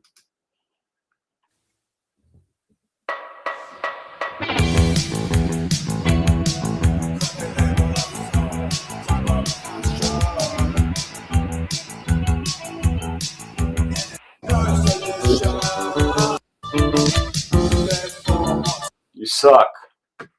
Secret Mutilator, your music sucks. Oh, man. This is supposedly the guy who gave the tips for, let me see.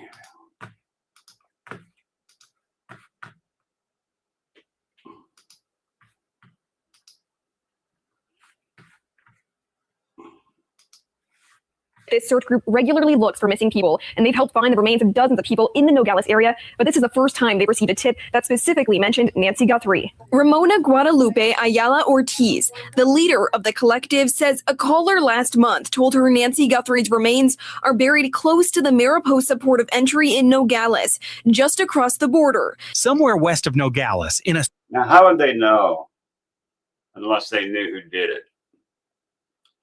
I've been into true crime until I lost 2 children. That sucks, cat lady. I'm sorry about that.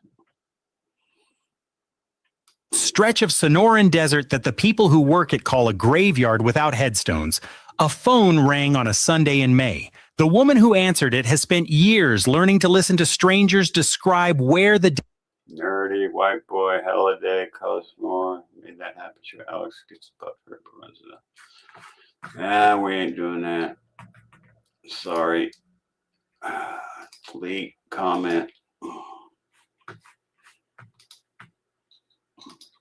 dead are buried. She knows the difference between a guess and a memory. She knows what it sounds like when someone is reading a location off a map and what it sounds like when they are seeing it. The voice on the line, she would later say, belonged to a man. He did not give his name. He did not ask for the reward, which by then had climbed past $1 million. He simply told her that the missing woman from Tucson, the one whose face had been on the news for 4 months, the mother of the anchor America watches with its coffee, was lying in a grave above a dry stream bed in an area called Mariposa, Butterfly. And then he told her how to find it. He did not ask for anything. He did not stay on the line long enough to be... How do you know FBI has digital evidence Derek got their number on People Search? Weird he wouldn't have their number if they were working together. I think he did have their number. He might have looked it up just to have an excuse. It's possible. Traced or talked into a name. He delivered a location the way a man unburdens a secret, and then he was gone. Back into whatever life lets a person know a thing like that. The woman who took the call has spent enough years in this work to know that the most important tips rarely arrive from the people you expect, through the channels you expect, on the days you expect. They arrive sideways. They arrive from the dark. And occasionally, if you are listening closely, they arrive carrying the weight of someone who has been holding something far too long. You already know this case. You know the porch, you know the mask, you know the silence that has followed for more than 4 months. So this is not where we begin again. This is where we follow the one thread that nobody, not the FBI, not the sheriff, not the family, has been able to pull all the way through. Because the most important person in the Nancy Guthrie case right now may not be a suspect, a witness, or a detective. It may be a man on a telephone who refuses to say who he is and who keeps calling. Right, I got 1.3. Is that fast enough for you guys, or do you want it slower? Back. The question is not only where Nancy is, the question is how this man seems to know. A phone rang on Mother's Day. The collective is called Buscando Corazones Nogales. Buscando what? Holy shit. A phone rang on Mother's Day. The collective is called Buscando Corazones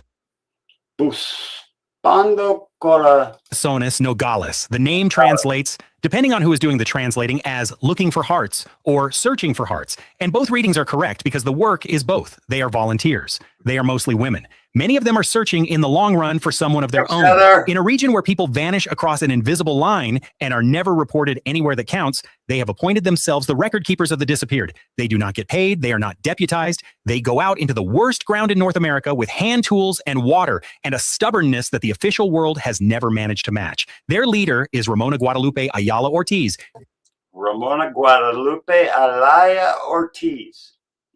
Ramona Guadalupe Ayala Ortiz, the leader of the collective, says a caller last month told her Nancy Guthrie's remains are buried close to the Mariposa port of entry in Nogales. She is the one who took the call. And when she described it afterward to the Mexican outlet El Imparcial and later to American reporters, she returned again and again to a single, simple sentence about what the caller said. She told them the woman's remains were in the Mariposa area in a grave over a stream. It is a plain sentence. Over a stream. Looking over a stream or in a stream? Probably looking over a stream. But notice what is inside. Is it possible to have normal sound? Yeah. Takes longer though. It. Not a region, not a vague direction, a grave, over a stream, in a named area. The caller was not telling her to look somewhere. He was telling her where to dig. The collective has since said that the very first contact from this same tipster came earlier than the search that made headlines, that the first call landed on the 10th of May. Damn, cat lady. I'm so sorry to hear that. That's horrible. 1994. My daughter was born in 94. There's a detail in that date that the reporting has mostly stepped around, and it is worth sitting with for a moment because it is the kind of thing that means nothing or means everything. The 10th of May in 2026 was the second Sunday of the month. It was Mother's Day. We have to be careful here, and we will be careful all the way through because this is exactly the kind of case where a coincidence can dress itself up as a clue. The collective has not said the caller mentioned the date. No one has reported that he marked it or chose it or meant anything by it. It may be nothing more than the day the phone happened to ring. But here is what we can say. Me? I got a kid that's 32, something like that. Without straying past the facts. A man called a group of women who spend their lives looking for missing mothers, and he called them about a missing mother, 84 years old, whose own daughter had been on national television begging for her return. And he Yeah, she didn't look good in this picture, man. I got the before and the after picture. She looks tore up from the floor up. Oh, thank you, Pretty Little Clues. Appreciate that. He made that call on the one day of the year set aside for mothers. You can Go sub up Pretty Little Clues and Jim's Survival. decide for yourself whether a person carries that kind of weather inside them by accident. What is not in dispute is what he gave her. He did not call a tip line. He did not call the FBI, whose number had been printed under every photograph of the masked man for months. He did not call the sheriff in Tucson. He reached across the border, past. Yeah, Heather, you're probably right. That's why they do it. It's because they lost somebody in their life. Every official channel to a group of volunteers with shovels and hand tools and no jurisdiction over anything, and he told them where to look. And here is something else the reporting makes plain, and it is the kind of absence that tells you more than a presence would. By the time he called, there was, between the federal government, a local crime line, and the family, a stack of reward money standing in that desert air worth On Father's Day, I got a call from my daughter saying they're getting engaged. So that means that I may have a grandkid coming in a couple of years. So I'm hoping that happens while I'm relatively young so I can do stuff with my grandkid. Yeah, I hope it doesn't happen, I hope it happens within the next 3 years. That's what I want. well over $1 million. Money set aside for exactly the information this man was giving away. He never asked for a dollar of it. A person inventing a location to cash in would lead with a reward. This man led with the grave, and then he hung up. Whatever he wanted, it was not the money. Hold on to that, because it narrows the field of who he might be in a way that very little else in this case does. Yeah, that wouldn't be the motive of that call was to find, you got approved today for, you're monetized now, Pretty Little Clues? Is that what you're saying? Congratulations, if that's what you're saying. The women who dig, to understand why that choice is strange, you have to understand who he chose. Buscando Corazones is not a law enforcement agency. They have no power to arrest, to subpoena, to compel. What they have is terrain knowledge, a hard, specific, hand-earned familiarity with a particular kind of ground. In the months before any of this had anything to do with Nancy Guthrie, the collective had been working the same broad zone outside Nogales, in the Mexican state of Sonora. And what they found there tells you everything about the place the caller pointed to. Working that desert, sometimes alongside another volunteer group called Buscadores de la Frontera, they uncovered more than 20 Buscadores de la Frontera? Well, they found 25 bodies so far, so they've definitely don't plan on making a lot of money, Pretty Little Clues. There ain't a lot of money out there on YouTube. 25 clandestine, unmarked graves. From those graves and that ground, between April and May, the two collectives recovered the remains of at least 32 people. 32. In a single stretch of dry country in a matter of weeks, none of them, as far as anyone has been able to determine, connected to the woman from Tucson. Sit with that number because it reframes the entire tip. When the caller said... Quit your day job. Don't quit your day job. I got a day job I should be doing right now, but I'm probably going to take the whole day off.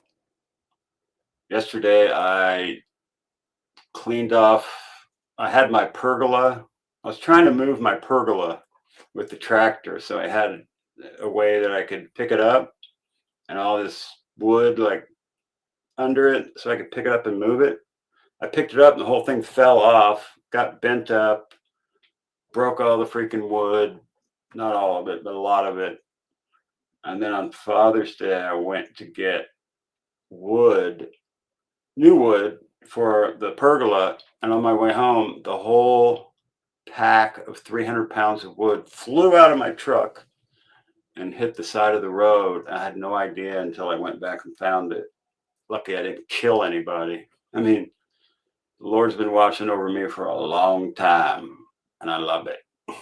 Grave, he was not describing something rare in that landscape. He was describing the most common feature of it. The Mariposa area, northwest of Nogales, near the port of entry that shares its name, is not a place where a body would be unusual. It is a place where bodies are the geology. That is precisely why the collective exists, and precisely why a tipster who wanted a grandmother from Arizona to disappear into the general arithmetic of the border might choose it. And that cuts both ways. It is exactly Turtle Gang! Good to see you, honey. the place a killer might pick to make a body vanish into a crowd of the dead. It is also exactly the place a frightened person with real knowledge might send searchers, knowing the volunteers already work that ground and have the tools and the will to dig. The same geography that makes the tip plausible is the geography that makes it impossible to dismiss as a fantasy. I saw a cadaver dog that actually was hitting on graves that were like 100 years old. No shit. Yeah, give me the 5K, y'all. The nonprofit's already started. I just got to get a bank account and the website made. So that's going to happen in the next couple of weeks. Whoever called knew what that desert is. He knew who works it. He knew they would come. Picture the work itself for a moment, because it is the opposite of what most people imagine when they hear the word search. There are no cadaver dogs sweeping in formation, no grids of agents in matching jackets. There are women on their knees in the heat, pushing a thin steel rod into the earth and smelling the tip of it when it comes back up. That's gross, but I guess you have to do that. Because that is how you find a clandestine grave when you have no machines. You read the ground by hand and by nose. When the rod tells them something, they dig slowly, because they are as likely to be uncovering somebody else's vanished son as the person they came for. Every hole holds the possibility of the wrong tragedy. That is the army the caller chose to send into the desert. Not because they were the most powerful, but because they were the only ones who would actually go. He was right. They came. What the foothills already knew. Before we follow the searchers into the arroyo, we have to set the caller's claim against the thing it claims to solve. You know the outline of that night. We are not going to relive all of it, but we have to lay down the handful of facts the caller would have had to know or guess for his directions to mean anything at all. Nancy Guthrie was last seen on the night of the 31st of January. Congratulations, Pretty Little Clues. That's kind of a big moment, getting monetized. I probably would have been monetized a lot earlier, but I didn't apply or whatever till later. At her home in the Catalina foothills, the quiet, well-off shelf of desert on the north edge of Tucson. She was 84. She wore a pacemaker, and that small medical device would end up doing something no. So that's the pacemaker. And those wires go up to the battery and the antenna. I don't know what this is. Is that part of the pacemaker on each side of the heart? No witness could. It would mark the moment she was carried out of range. In the early hours of the 1st of February, Mr. Moneybags my ass. Mr. Property Caretaker is what I am.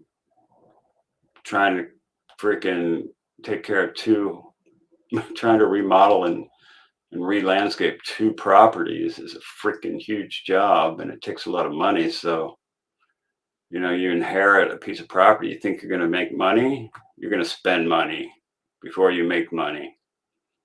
And yeah, so Mr. Moneybags is working his ass off, spending a shit ton of money to try to get this property to rent out so I can move to the other one.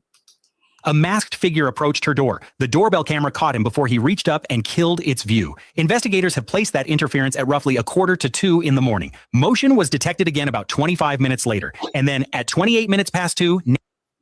Who thinks this approximate timeline is totally accurate? I don't know. 5:32, travels to family's home, Annie's. 9:48, family, lie. Tommaso, not family. First it was family, then it was Tommaso.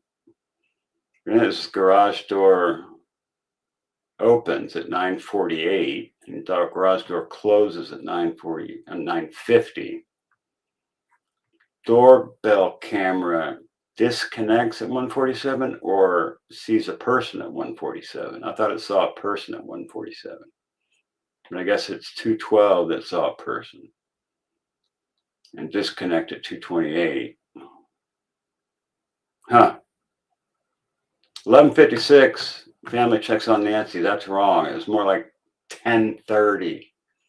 I'm thinking 10:30. Nancy's pacemaker lost its connection to her phone, the technical fingerprint of a woman being moved away from the device that had been quietly logging her heartbeat. Later that morning, she failed to join an online church service, the kind of small absence that, in a life of routine, screams. By midday, her family had found the house wrong and the sheriff had been called. On the front porch, investigators found blood, not a great deal of it. Drops, a pattern, testing confirmed it was Nancy's. A retired FBI profiler who studied the scene described a concentration of round droplets near the front door and a thinning trail toward the driveway, and read in that pattern something that has haunted this case ever since, that she was alive on that porch, that she stood her ground for a moment at her own threshold before she was taken. We also know at least that she was alive at that time, he said. I think once they took her out that door, she probably started fighting because she realized it was all about ready to go down. Or right before they hit the front door. Jane Peckham, I'm new here. Welcome, young lady. We're glad to have you. Sub up and stick around. It's a cool little community we got. Inside the home, investigators recovered DNA from an unknown individual. The figure himself was, by the read of more than one expert, a study in contradictions, careful and careless at the same time. He had, it appears, faithful servant. Hello. I've been practicing the opera singing. I'm not quite as good as the video, but I'm getting there. Scouted the place in advance. He used foliage to block the camera's eye. He wore the mask, the gloves, the long sleeves. And yet, in the act of obscuring himself, one analyst believes he exposed a flash of something. All right, Donna. I'll see you later. Thanks for coming by, sweetie. See you next time. I appreciate you, Donna. At the wrist that should not have been visible, the kind of mistake a man makes when he is prepared for the wrong things. He carried a holster. He carried a flashlight he held in his teeth. And he carried that ordinary backpack, the 25-liter store brand pack, the single most aggressively normal object in the entire crime. The kind of thing 500,000 people own, which is exactly what makes it so hard to trace and so haunting to look at. On the 10th of February, the FBI released the doorbell footage and before long called the masked figure a suspect. They described a man, average build, somewhere around 5'9" or 5'10". A person was detained, questioned, and released without charge. The reward climbed, the FBI to $100,000, a local Crime Stoppers line to over $100,000 more, and the family, led by a daughter the whole country recognizes, to $1 million of their own. Savannah Guthrie spoke directly to the public and, in her words, to whoever. Oh my God, Pretty Little Clues is blue. You got a wrench. Had her mother. Please thank all of you for the prayers for our beloved mom, Nancy. We feel them, and we continue to believe that she feels them too. We too have heard the reports about a ransom letter in the media. As a family, we are doing everything that we can. We are ready to talk. Big details about what.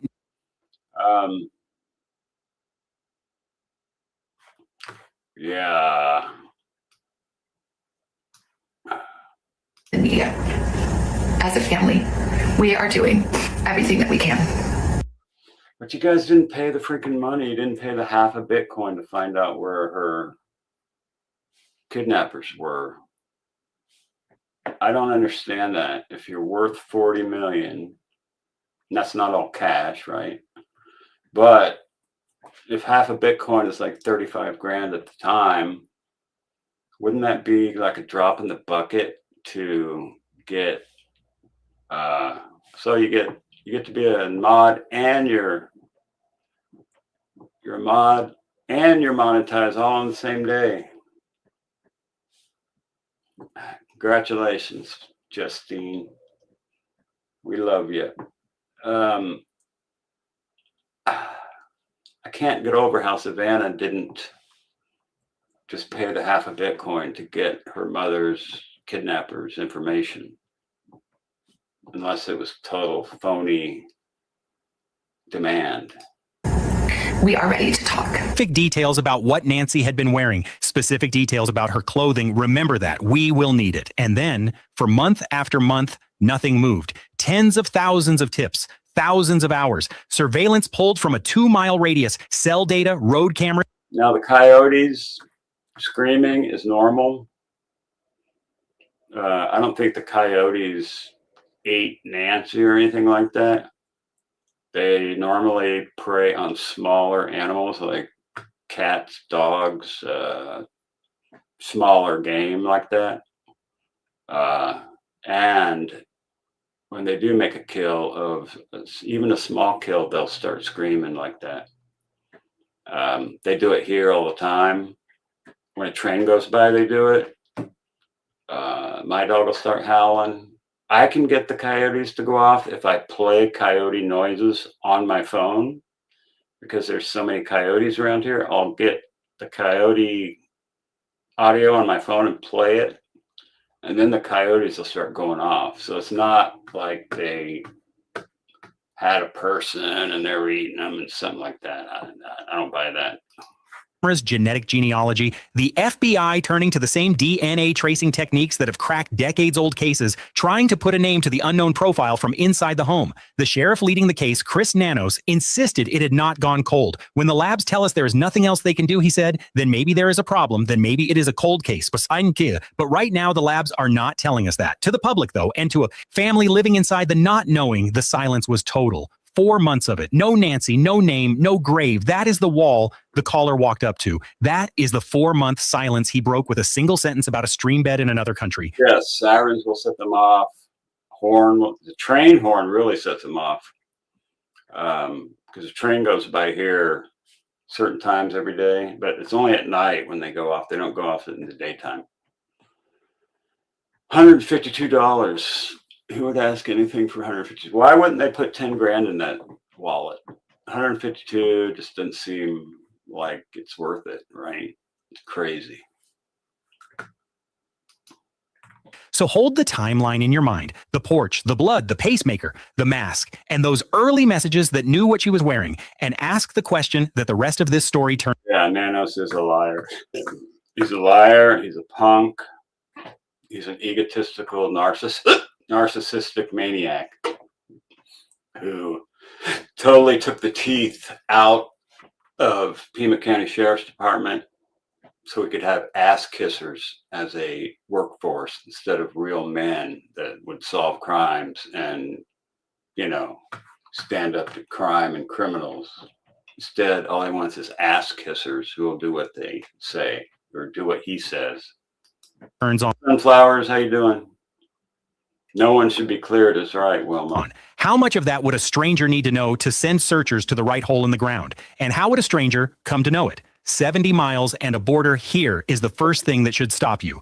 Geography. Nancy Guthrie vanished from a home roughly 70 miles north of the United States-Mexico line. The grave the caller describes sits south of that line in another country, in a desert outside Nogales, Sonora, between the porch where she bled and the stream bed where he says she lied. Something just came to mind I want to show you guys. This morning, Dolly was, I think he took the video down now, but he did that video this morning, and it was aimed at me in particular. And let me just share something with you. I'll show you what I looked like when I met Dolly.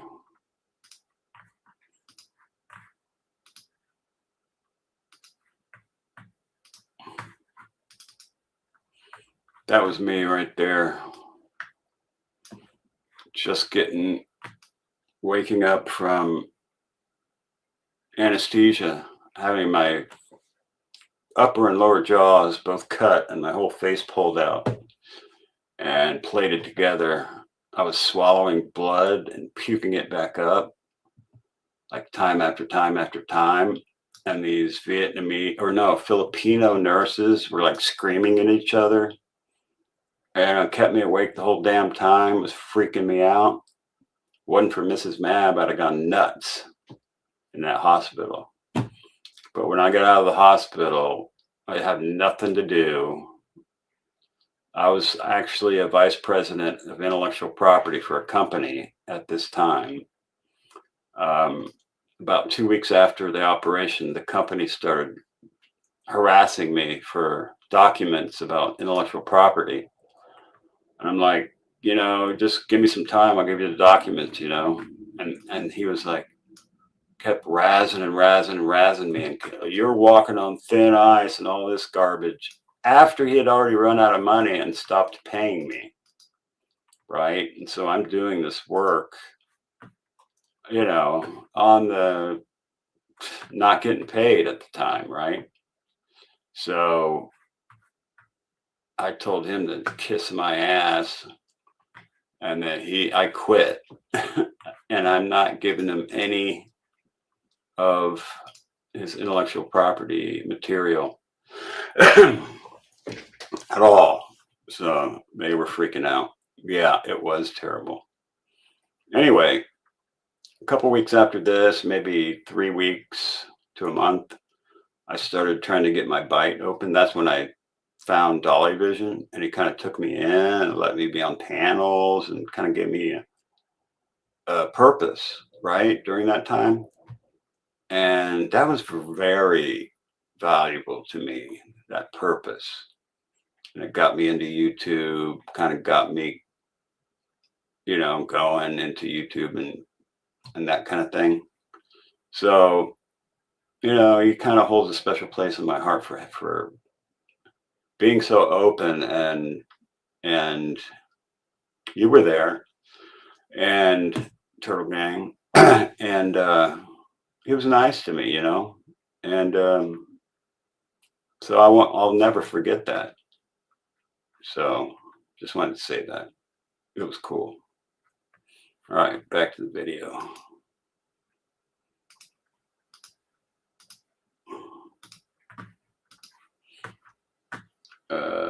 52 right there. There is not just distance. Well, my face is still numb. It still sucks really bad because like this is all numb right here. My chin is numb. My lower teeth and my lower gums are still numb, and it's never going to come back.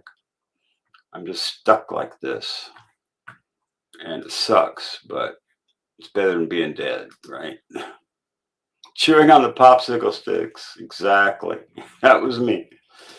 Trying to get one more popsicle stick in so I could open my mouth, because if you don't, then if you don't do that to open your mouth all the way, then it will get stuck not being able to open your mouth, and your jaw will be locked forever. So I had to, yeah, it was good for me. It kind of gave me a purpose. There is an international border, checkpoints, cameras, agents, the most surveilled crossing region in North America. And this is where a fact that has been quietly sitting in the reporting becomes very loud. Investigators have said there is no evidence that Nancy Guthrie ever crossed the southern border into Mexico. None. No camera, no record, no data point places her, alive or otherwise, moving south. Federal authorities. But there's no evidence to say that she didn't either. They say there's no evidence to suggest that she crossed the border. Well, there's no evidence to suggest she didn't cross the border either. So why has Nanos ignored the whole Mexico thing? I don't get it. Authorities are reported to have been in contact with Mexican counterparts about the case in a general sense. But on the specific question of whether the woman herself went south, the public record holds a flat absence. So weigh the two claims against each other. On one side, an anonymous man says her body is in Mexico, in a particular grave, over a particular stream. On the other side, the agencies with access to every crossing record have found no trace of her ever going there. Both of those things cannot sit comfortably together. Either she was moved across one of the most watched borders on Earth without leaving a single mark in the system. It's watched coming into the United States, but it's not watched going the other way. You can stroll right through the border, just like Brian Enton did, or you can go through the Indian reservation. No problem. It's coming back in where you have to show all your stuff. I didn't start chatting. Wait. I didn't start chatting in live streams till about 6 months ago when I was laid up. That's when I started, when I got laid up. I didn't have anything else to do.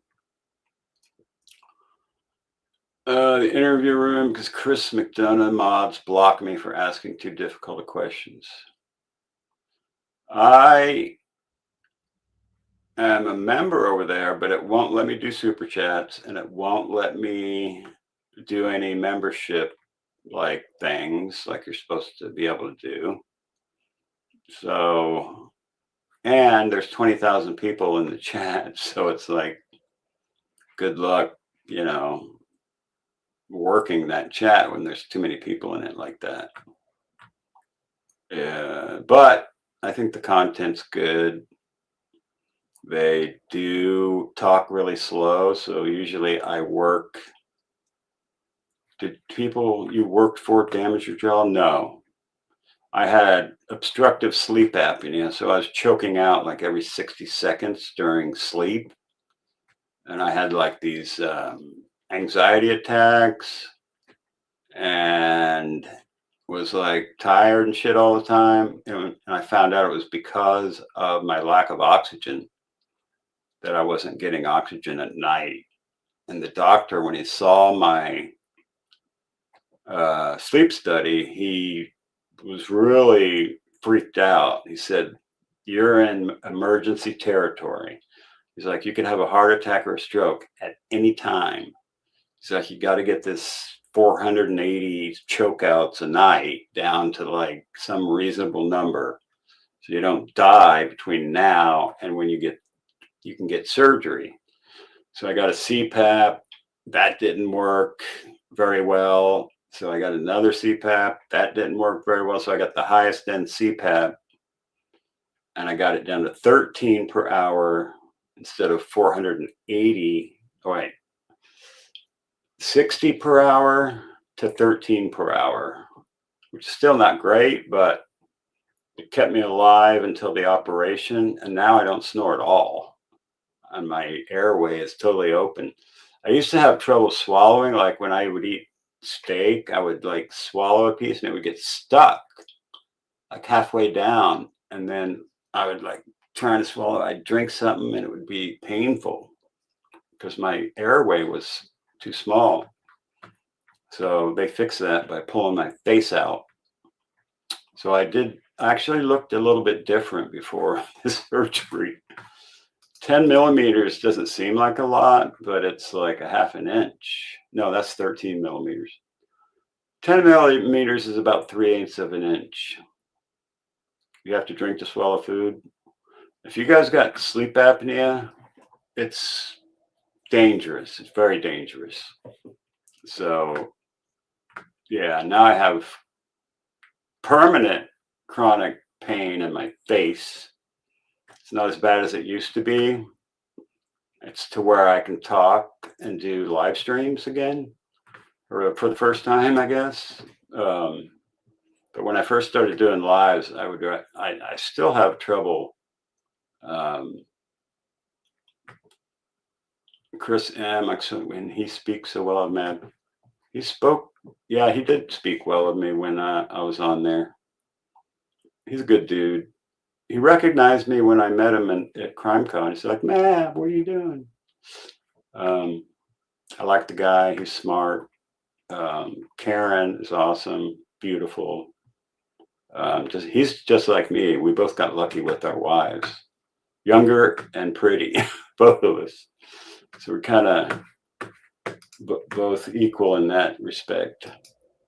Built to catch exactly that, which is not impossible, but is a very large thing to do quietly with an 84-year-old woman. Or the caller is describing a grave that does not contain her. And there is a tension underneath all of this that the early evidence forces us to confront. Yeah, Chris has got a lot of integrity. He's a good dude. I actually had Ray Marcel a couple days ago here.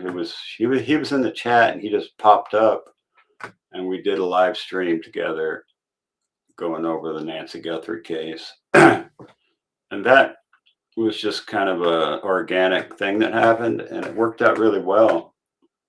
I started watching his stuff and I liked it. He had watched some of my stuff and liked it. So I think we met on another panel somewhere, And so now we're not in contact. I don't have his email address, but he's got mine. We're probably going to do a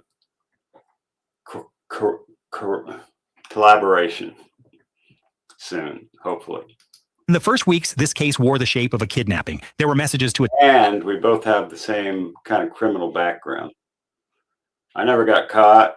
He got caught, but I got away with everything, which is God watching over me again. I mean, when you do criminal activity from 15 to 32 and you never get arrested, that's pretty amazing.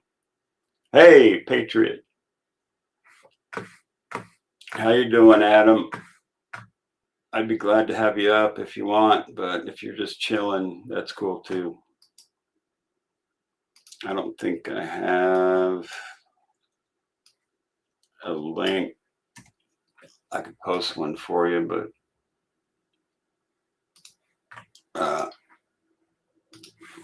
come up and say a few words if you want, but no big deal if you don't.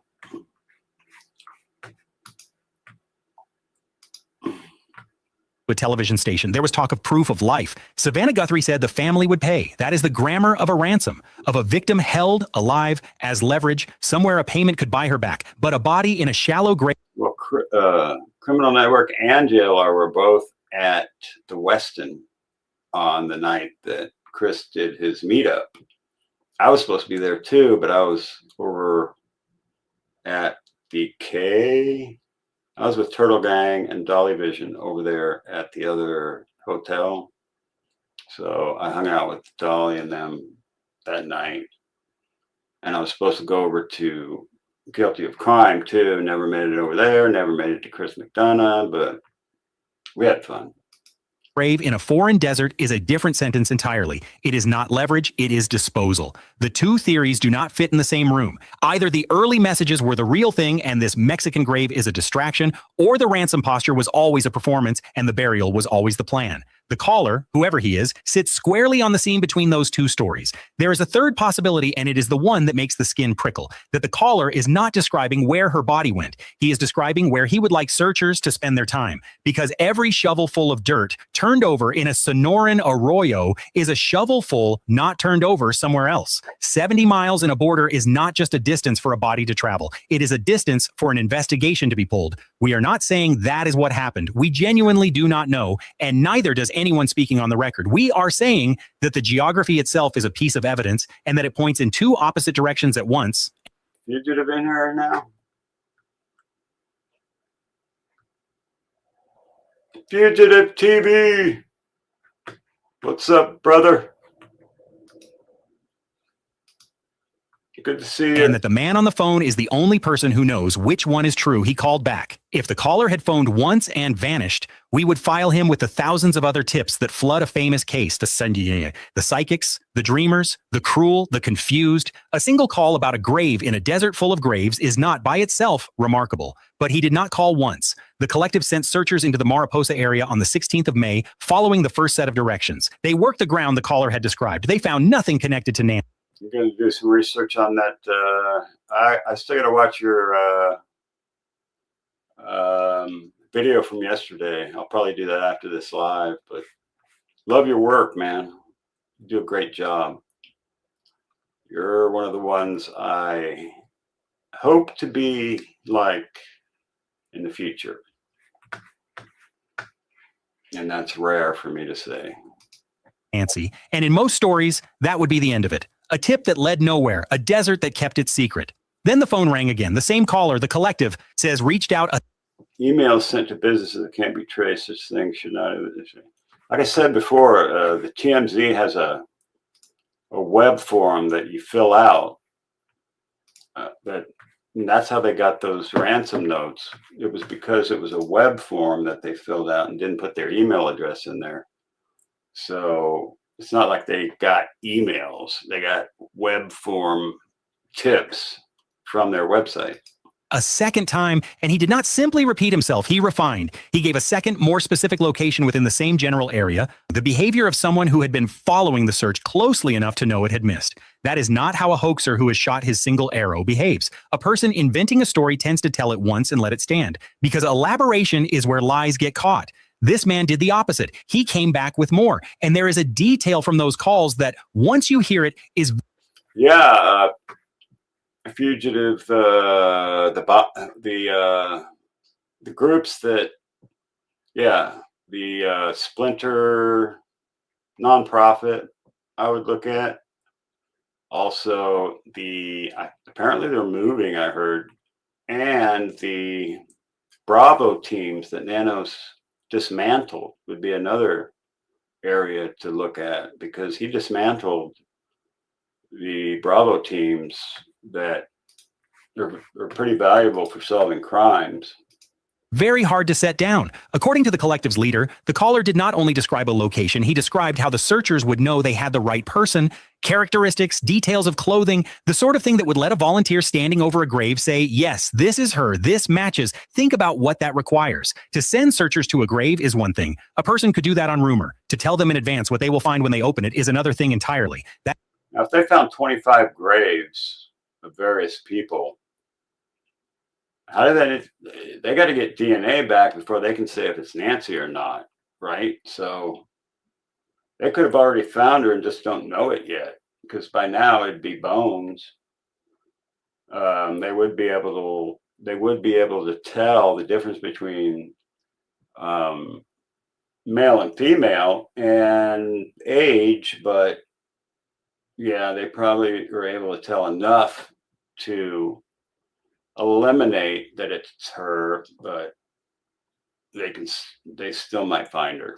That is not the knowledge of someone who heard where a body might be. That is the knowledge of someone who knows what the body is wearing. And now you understand why we asked you to hold on to those early messages, the ones sent to the television station in the first weeks, the ones that also contain specific details about Nancy's clothing. Step out of the reporting with us for just a moment, because what comes next is an observation, not a fact, and we will say so plainly. Twice now in this case, knowledge of what this woman was wearing has surfaced from sources who had not put their names to it, once in those early messages, once in these desert calls. We do not know that they came from the same person. No one has reported that they did, and it would be reckless to claim it. But it is a strange and specific kind of knowledge to appear twice from the shadows in a case where almost nothing else has surfaced at all. We simply lay it beside the rest.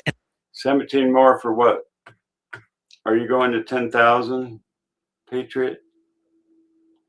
17 more.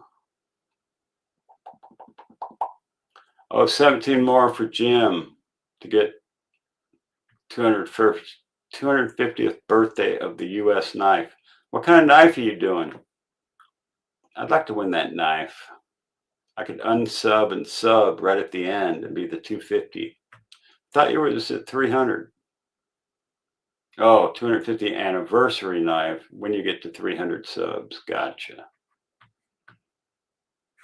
You're at 283. So I'm going to unsub and sub back up in like 15 minutes. Maybe I'll get that knife.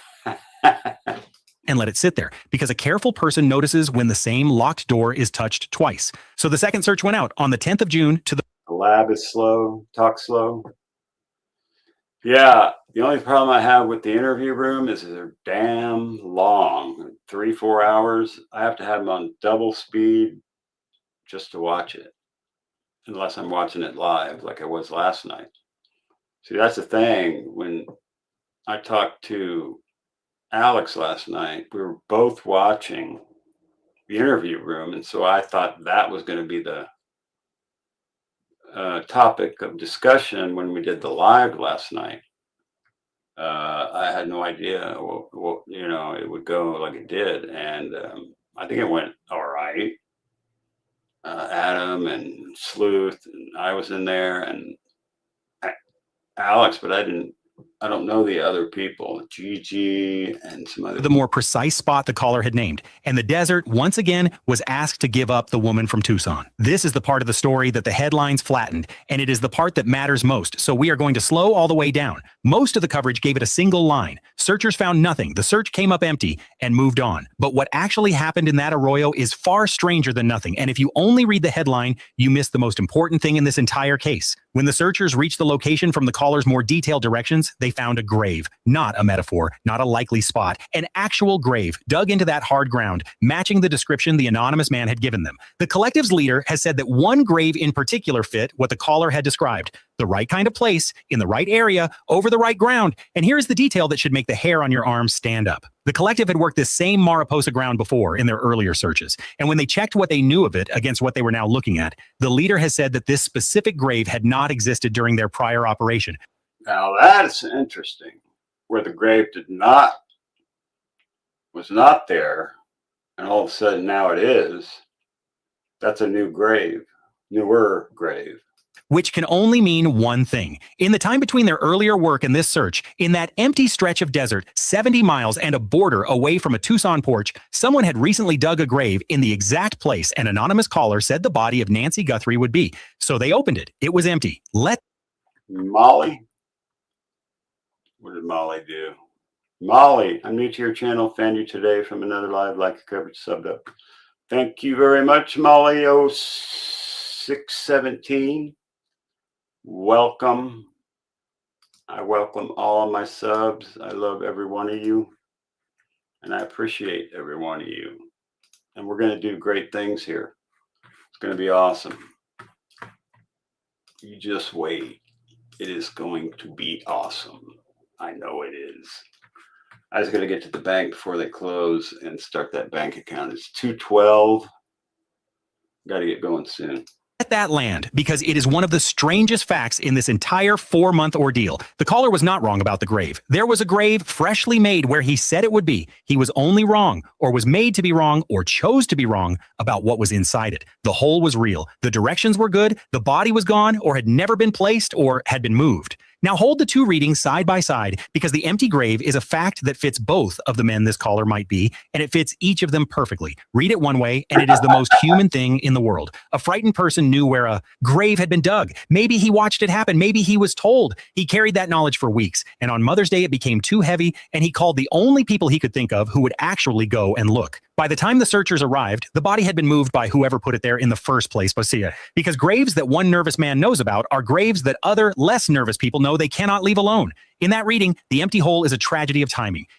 What? Somebody moved the body that they found? He was right, and he was too late, and he will spend the rest of his life knowing he was both. And there's a quiet, awful logic to that version because the recency cuts in its favor. If the grave was dug after the collective's earlier work, and the leader says it was, then it was dug at some point during the very window when this case was at its loudest, when $1 million hung in the air and a daughter's face was on every screen and a volunteer group was already turning over the surrounding ground. Who digs a fresh grave in a desert that is actively being searched? Someone moving a problem, someone relocating what had been somewhere else into a place they believed was safe, not knowing a man with a telephone was watching closely enough to send the searchers right back to it. So somebody moved the grave that was previously caught? Now that's interesting. In that version, the empty grave is not a dead end. It is a near miss. It is the sound of a door closing 1 second before you reach it. Read it the other way, and the empty grave is the whole point. A grave is dug. It is meant to be found. It is meant to be found by exactly the kind of volunteer group that works the desert and talks to the press. There was never a body in it because a body was never the goal. The goal was a search, days of it, in the wrong country, in the wrong direction, while the people following this case watched Mexico and stopped watching wherever the answer actually is. In that reading, the freshly dug, perfectly described, completely empty grave is not a failure of the tip. It is the tip working exactly as designed. The effort, the cost, the photographs of volunteers in the dirt that traveled around the world, all of it spent, and not 1 inch of it spent near Nancy Guthrie. And the unbearable thing, the thing this entire program has been walking toward, is that from the outside, from where we sit, those two men are wearing the same mask. The grieving witness and the patient manipulator both make the same phone call. So wait, multiple graves.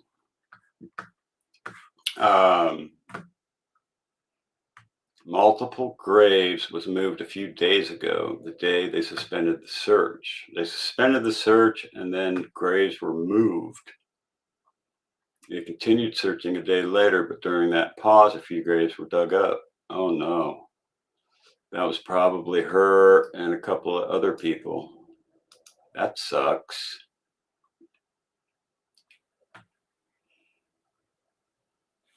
That really sucks. Damn it.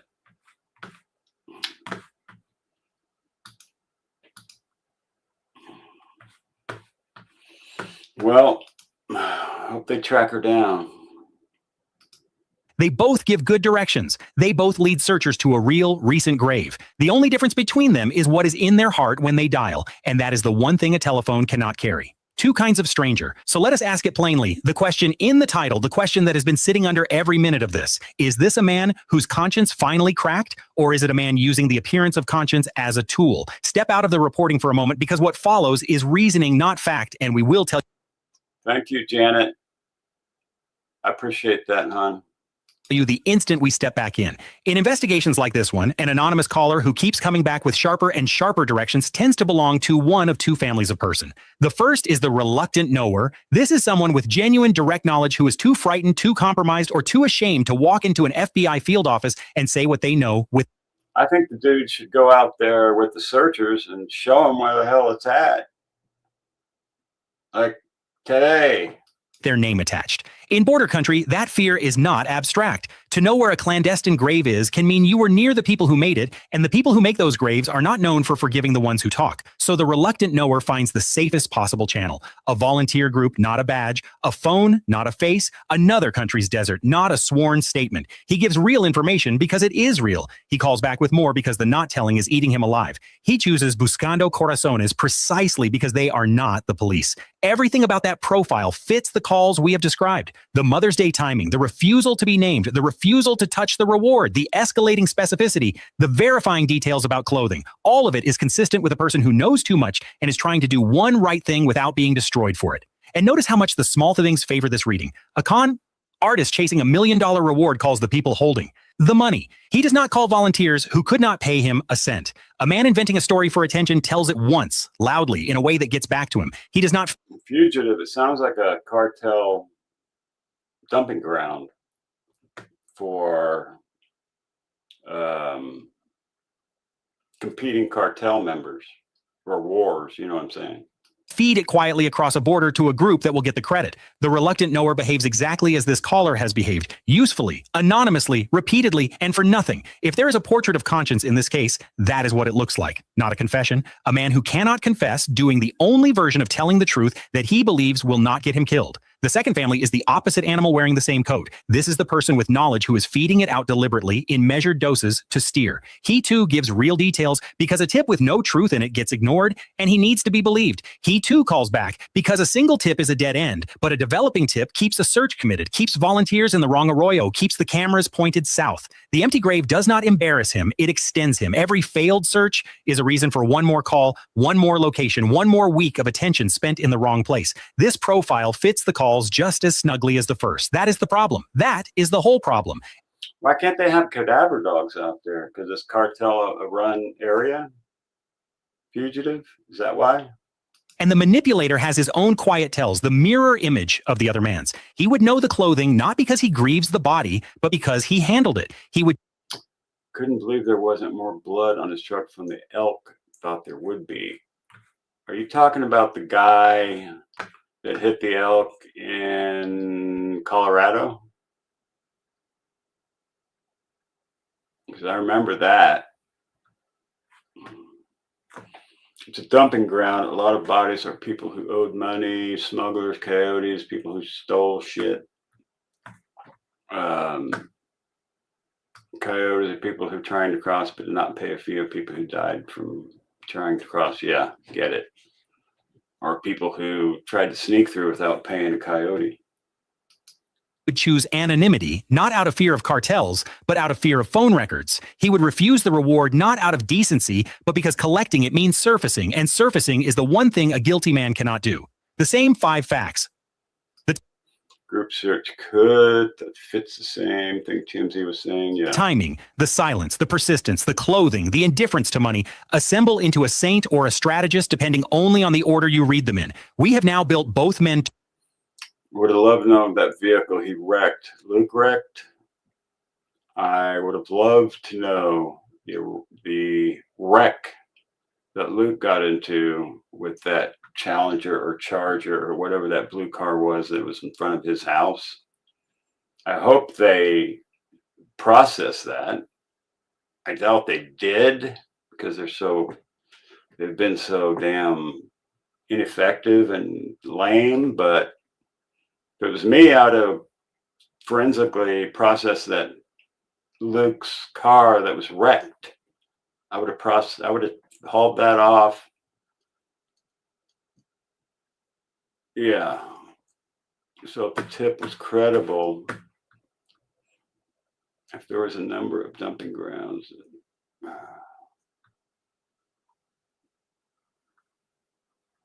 All right, got it. Twice out of the identical evidence, and that is not a failure of our reasoning. It is the precise shape of the trap this caller has left behind him. Now step back into the facts, because there is one that refuses to fit comfortably into either story, and honesty requires us to put it on the table. No law enforcement agency has publicly identified this caller. The Sheriff's Department in Pima County said in mid-June that it was aware of the tip, but had not been contacted by Mexican authorities about it. This investigation remains active and ongoing, the department said, and we will continue to follow up on any credible information. The FBI, which has no jurisdiction in Mexico, did not send agents into that desert. Read it gently, and you see agencies being careful with an unverified cross-border claim. Read it harder, and you... Yeah, a blue Challenger or a blue Charger. And wasn't the lady hanging out the car, Malibu, was a Malibu that they supposedly stopped? Ivan Miller, he was in Tucson at one point. Ivan Miller, why do I know that name? Yeah, his car was messed up bad. Did he get in an accident? Was it confused for a Malibu? I don't know. You see something that should bother all of us. The single most specific lead in 4 months, a named area, a described grave, a caller who knows what the victim is wearing, is being chased by volunteers with hand tools, while the official machinery on the American side has, by its own account, not even been in the room. We are not going to tell you which of those 2 men is on the phone because we do not know, and no one who does has said, but we are going to insist on the thing that should keep you up to... I don't know what Kayla's car, what her car was. Chevy Malibu, yes, that's the one that the lady in black was hanging out screaming that night.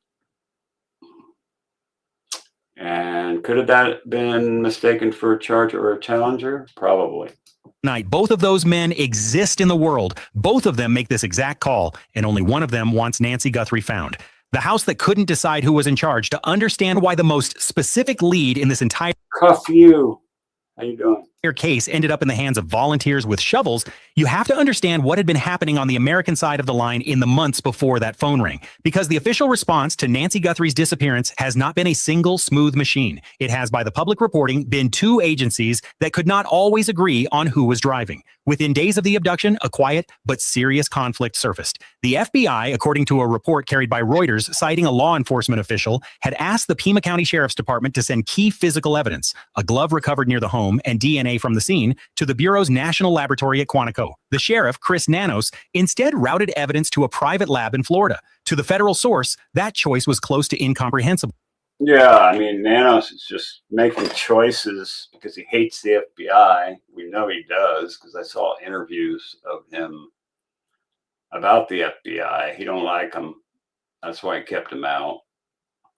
And kept him out for 4 days while he forensically screwed the pooch on that crime scene.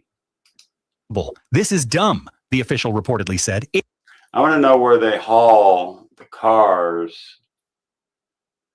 There's got to be one or two lots where they haul those cars to. It is insane. The complaint was not about competence in the abstract. It was that the detour would force the evidence to be tested twice, just costing the one thing a fresh abduction case cannot spare: time. Nanos pushed back and hard. He told a Tucson station that the reports of him withholding evidence were not even close to the truth. So it was never a discussion about the sheriff blocking evidence and not getting along with the FBI. We've always had a great working relationship. Lying son of a bitch. His version was practical. The Florida lab had worked with his department for years, was analyzing the DNA at no cost, and already held the profiles and markers that a comparison would need. Oh, Ivan Miller. He was the one from Colorado that was driving that truck and hit the elk. Is that the guy? Use a lab that we've used again for decades for DNA. We submitted all of our biological evidence to that lab. Read his account and it sounds like sensible logistics. Read the federal account and it sounds like a case being slowed at the exact moment speed mattered most. Both accounts are on the public record. They do not reconcile, and the friction did not stay in the evidence room. It worked its way all the way to the family. By spring, the sheriff confirmed that his department was no longer the family's point of contact at all, that the FBI had taken over every line of communication with the Guthries. The public is frustrated, he acknowledged, and so is the family. Local officials began asking pointed questions about how the early hours of the investigation had been handled. It is the kind of institutional weather that, from the outside, looks less like a manhunt and more like a standoff. Now set that against the image we keep returning to, a group of unpaid women in another country kneeling in the dirt with steel rods and their own hands, chasing the single most detailed lead anyone has produced in 4 months, while two of the most powerful law enforcement bodies in the United States spent part of that time arguing about which building a glove should be mailed to. The only people actually digging on the strength of the caller's directions were volunteers with no jurisdiction, no funding, and no obligation to anyone but the dead. That is not a criticism of the people doing the work. It is a description of a vacuum. And vacuums, in cases like this, are exactly what a clever caller counts on. A tip dropped into a confused, divided response does not get pressure tested the way it would in a single coordinated one. It gets chased by whoever will chase it. We're going to find out on July 2nd if Derek Colella gave up any info for his plea deal. And then maybe something will happen.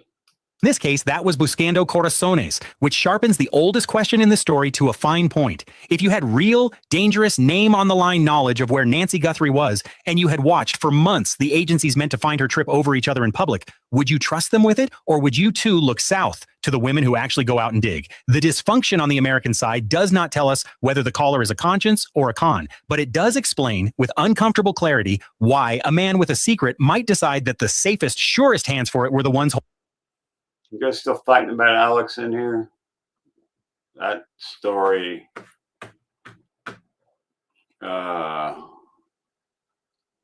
supporting them fighting for cement roads, trying to assassinate. The Alex thing is not, we don't need to be hitting that Alex topic in this chat right now. We're talking about Nancy Guthrie, all right? holding shovels in the Sonoran Desert. Tuesday, which brings us to the part of this that is not history, it is a date on a calendar, and depending on when you are watching, it may already have come and gone. The caller, the collective says, did not stop at 2. The information kept evolving, and on the strength of it, a third search was set for Tuesday, the 16th of June, at a different waterway in the same punishing country. A third stream, a third set of directions, a third time, these volunteers will walk out into a desert of unmarked graves to find out whether the man on the phone is a conscience or a cul-de-sac. Think about the strange momentum of that. A first search finds nothing. He calls back. A second search finds a real grave, freshly dug, exactly described, and empty. He calls back. A third search is scheduled. At what point does a pattern of being almost right stop looking like bad luck and start looking like a hand on a steering wheel? And at what point does it start looking instead like the agonized persistence of someone who cannot let it go until they get it right? You can build either man out of the same 3 searches. The desert has not yet told us which one we are watching. Whatever Tuesday's ground gives up or keeps, the deeper questions do not move. Why a volunteer group and not the FBI? Why Mexico when nothing places Nancy there? Why call back again and again with directions good enough to find a grave, but never good enough to find her? And the one that sits at the center of all the others, the one we opened with and will close with, how does this man know what he knows? Because a person does not describe an unmarked grave in the Sonoran Desert down to what the body is wearing by accident. There are only so many ways to come by that knowledge, and almost all of them lead back toward the porch in the Catalina foothills where... Thanks, Adam. Appreciate you. Y'all hit that like button, sub up to the channel. Let's get me to 5,000, all right? Go sub up Patriot Pride and Jim Survival and Fugitive TV and Pretty Little Clues as well. an 84-year-old woman made her last stand. Someone dug that grave. Someone knew it was empty or knew it would be. And someone keeps picking up a telephone. The distance between those 3 someones may be 3 different people. It may be 1. The faithful servant says, let's find clues, not point our fingers. Amen. And there is one more thing worth saying about the timing of all this, because it is the part that should make you sit forward rather than sit back. For 4 months, this case did not move. The labs were quiet. The public updates dried up. The family was handed off from the sheriff to the bureau and told, in effect, to wait. And then, into that stillness, a stranger started calling. Not once, but again and again, each time pulling the searchers a little closer to something. Whatever else is true, the most active force in the Nancy Guthrie case this spring was not an agency or a lab or a detective. It was a man with a phone and a secret. That should tell you how Whoops, I screwed the whole thing up. Damn it. tip dropped into a confused, divided response does not get pressure tested the way it would in a single coordinated one. It gets chased by whoever will chase it. In this case, I think I got pretty close to where it was. that was Buscando Corazones, which sharpens the oldest question in the story to a fine point. If you had real, dangerous, name-on-the-line knowledge of where Nancy Guthrie was, and you had watched for months the agencies meant to Yeah, the Zorro Ranch, that's a nightmare.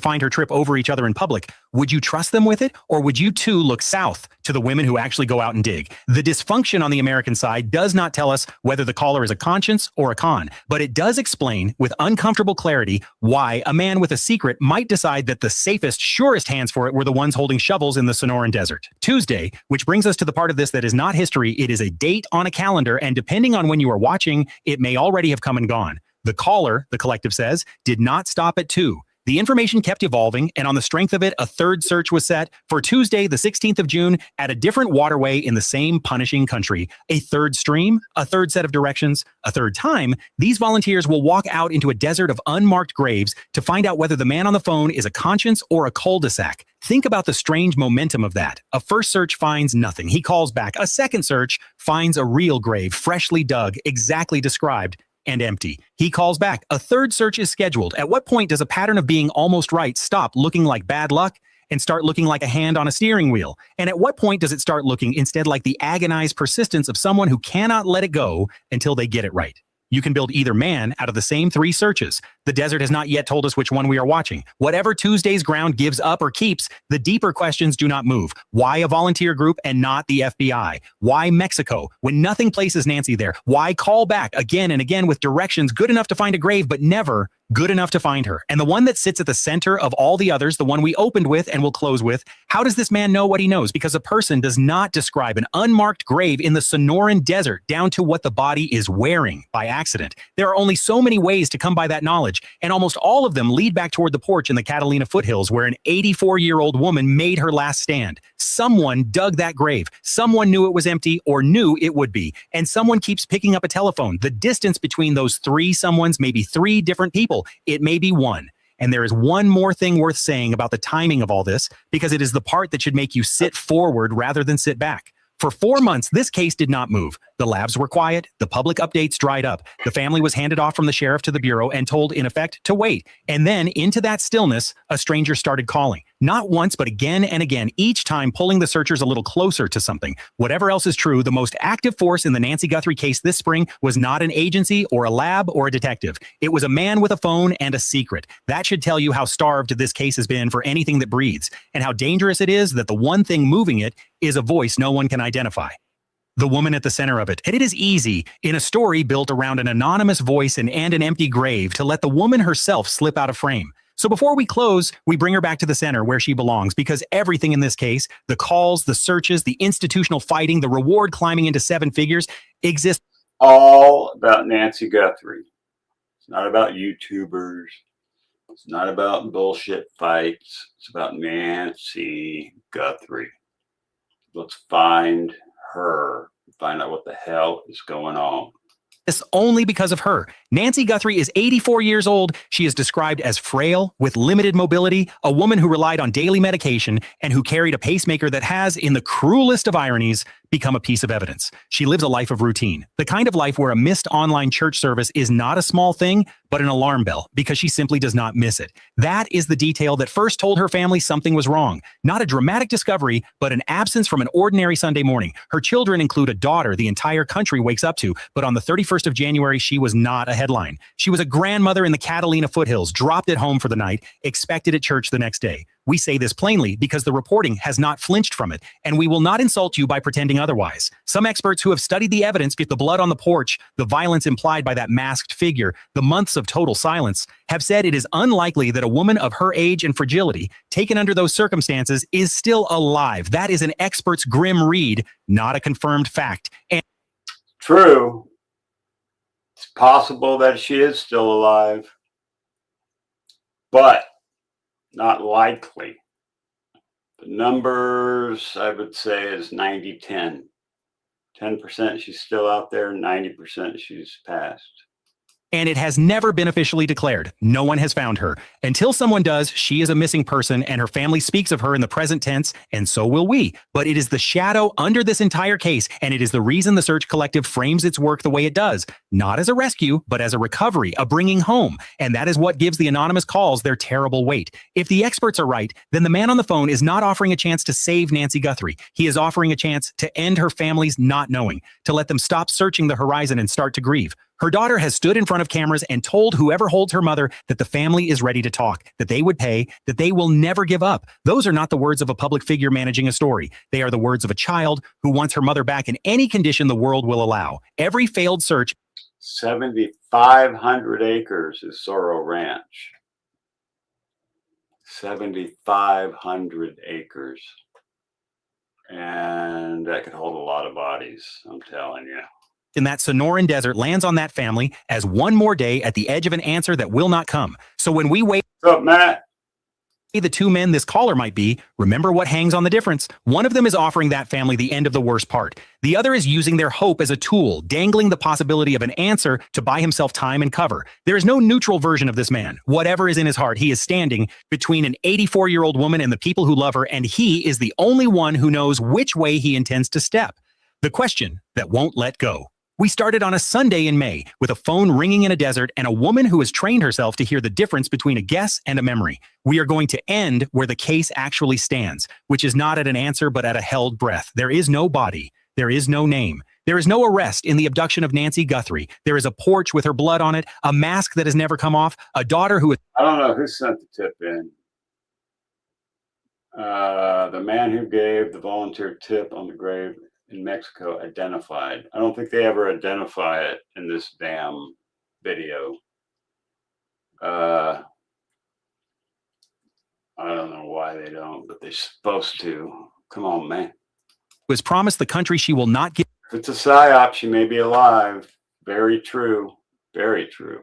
Give up, and a desert 70 miles south of a border that may hold the truth or may only hold a decoy. And there is a man who will not say who he is, who knew where to find a fresh grave, who knew what the woman inside it should be wearing, and who keeps calling back as if the not telling is more than he can bear, or as if the telling is exactly the game. If you have been following this case from the beginning, you have learned the same thing we have, that the loudest silences in it are the ones that eventually break. Pacemakers log a heartbeat going out of range. Doorbell cameras catch a hand before it covers the lens. And sometimes 4 months into a silence, a telephone rings in another country. The question is not whether this man knows something. Everything about him says he does. The question is which man he is. And that answer is coming on a Tuesday or some Tuesday after it out of the ground. We have laid out two men for you tonight, built from the same facts, and we have refused to choose between them because choosing would mean pretending to a certainty we do not have, and no one on the record has either. That refusal is not a dodge. It is the honest center of this story. The reluctant knower and the patient manipulator are both real types of people, both capable of exactly these calls, and the only person who could tell them apart is the one holding the phone. What we can say is this: somewhere out there is a person who knows where a grave was dug. You never identified her, you liar. Identified. Grave in Mexico identified.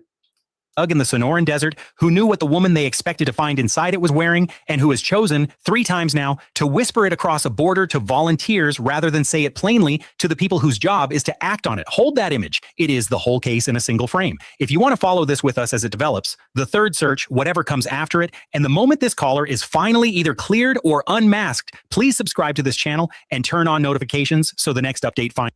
Yeah. Did they 176 videos, so it's not like a bullshit channel, but I don't know. Not sure about that dude. I had one more video.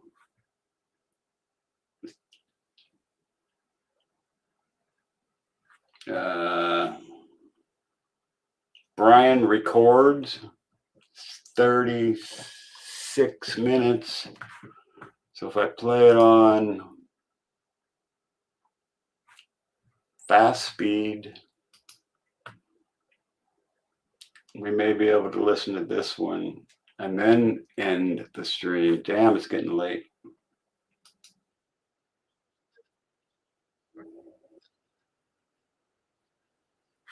Whoops.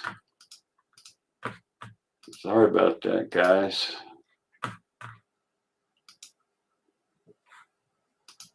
This is talking about Rio Rico and the guy that got pulled over there and that his eyes match, supposedly. Sonar is actually ground penetrating radar. Sonar can be used in water. Ground penetrating radar is used on land. They can also use ground penetrating radar with a drone and get a lot more coverage that way. Of Tucson. His wife was driving. Police had been following them, and within minutes, he was sitting in the back of a patrol car being asked for his name, his date of birth, and his social security number. Hours later, his house was torn open under a federal warrant. His phone was taken. His garage door was broken. And somewhere in the middle of all of it, his own mother-in-law said something on live television that no family member should ever have to say about someone they love. She told a reporter what police had shown her. A photo of the man in the mask from Nancy Guthrie's doorbell camera. And she said his eyes looked the same. This is not a theory someone built in their bedroom at 2 a.m. No, I don't know if she said that or not. His eyes look the same. I think she said it ain't him. This is not a Photoshop overlay posted by an anonymous account. This came from the man himself, standing outside his own house, hours after federal agents searched it. He said it to multiple reporters, on camera, the same night. His name is Carlos Palazuelos. For about 18 hours in February, his name was the most searched term in the country. And then it disappeared, buried under every theory that came after it. Tommaso, Dominic Evans. Her family reported her missing on Sunday, February 1st. What followed was one of the strangest missing person cases this country has seen in years. Blood on the porch, later confirmed to be hers. A doorbell camera that had been they already knew exactly where the camera was pointed. At one point, the figure reached down, grabbed plants from Nancy's own yard, and held them up in front of the lens. This was the break the entire country had been waiting for. No, come on. Savannah Guthrie posted the images herself within the hour, footage, and that they had pointed out the eyes. And according to her son-in-law, this was the comment that led directly to his detention. By 1 a.m, the search was finished. I ain't buying this one. We're going to have to skip through this. I mean, he was a delivery guy out and delivered a package near her. Few people understand in the moment. The right to say, I do not want my car searched. The right to ask for an attorney before answering a single question. To deliver packages and run DoorDash routes to pay his bills, all while strangers were photographing him on those very routes. His wife, who was simply driving the car that got pulled over that night, was now also being followed. His kids were living in a house with a broken garage door, in a town where everyone had seen their father's name and face on the news, tied to the words kidnapping and Nancy Guthrie, with no official statement anywhere saying he had nothing to do with it.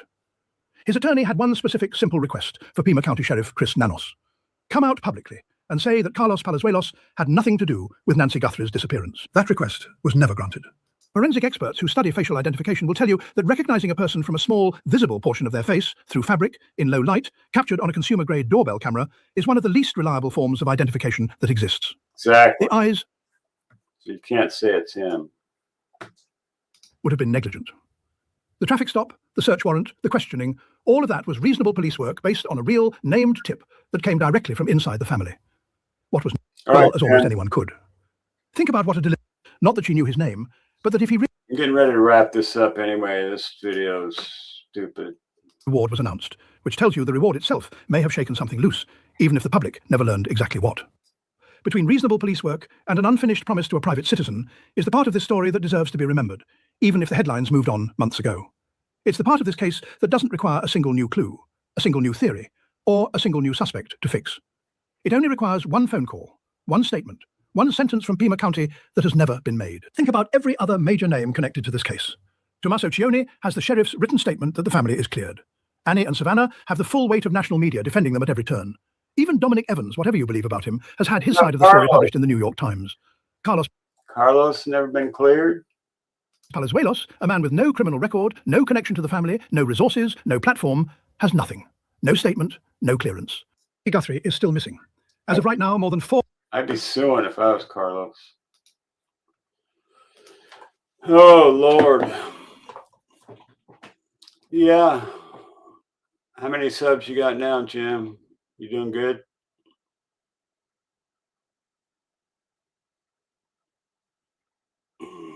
My new theory, Nancy got in Mexico, used private jet, possible. All right, guys, it's been 2 hours and 45 minutes. I'm about to wrap this one up. Special thanks to everybody who joined the MAB squad, the GOAT Pen, anybody who subbed up. Did anybody even sub up? Yeah, got a few. 4,809. We only need 171 more to hit 5,000. 171. So if you watch this on the replay, sub up the damn channel, hit the like and all that crap. Let's get us to 5,000. Thanks, you guys. I appreciate you guys.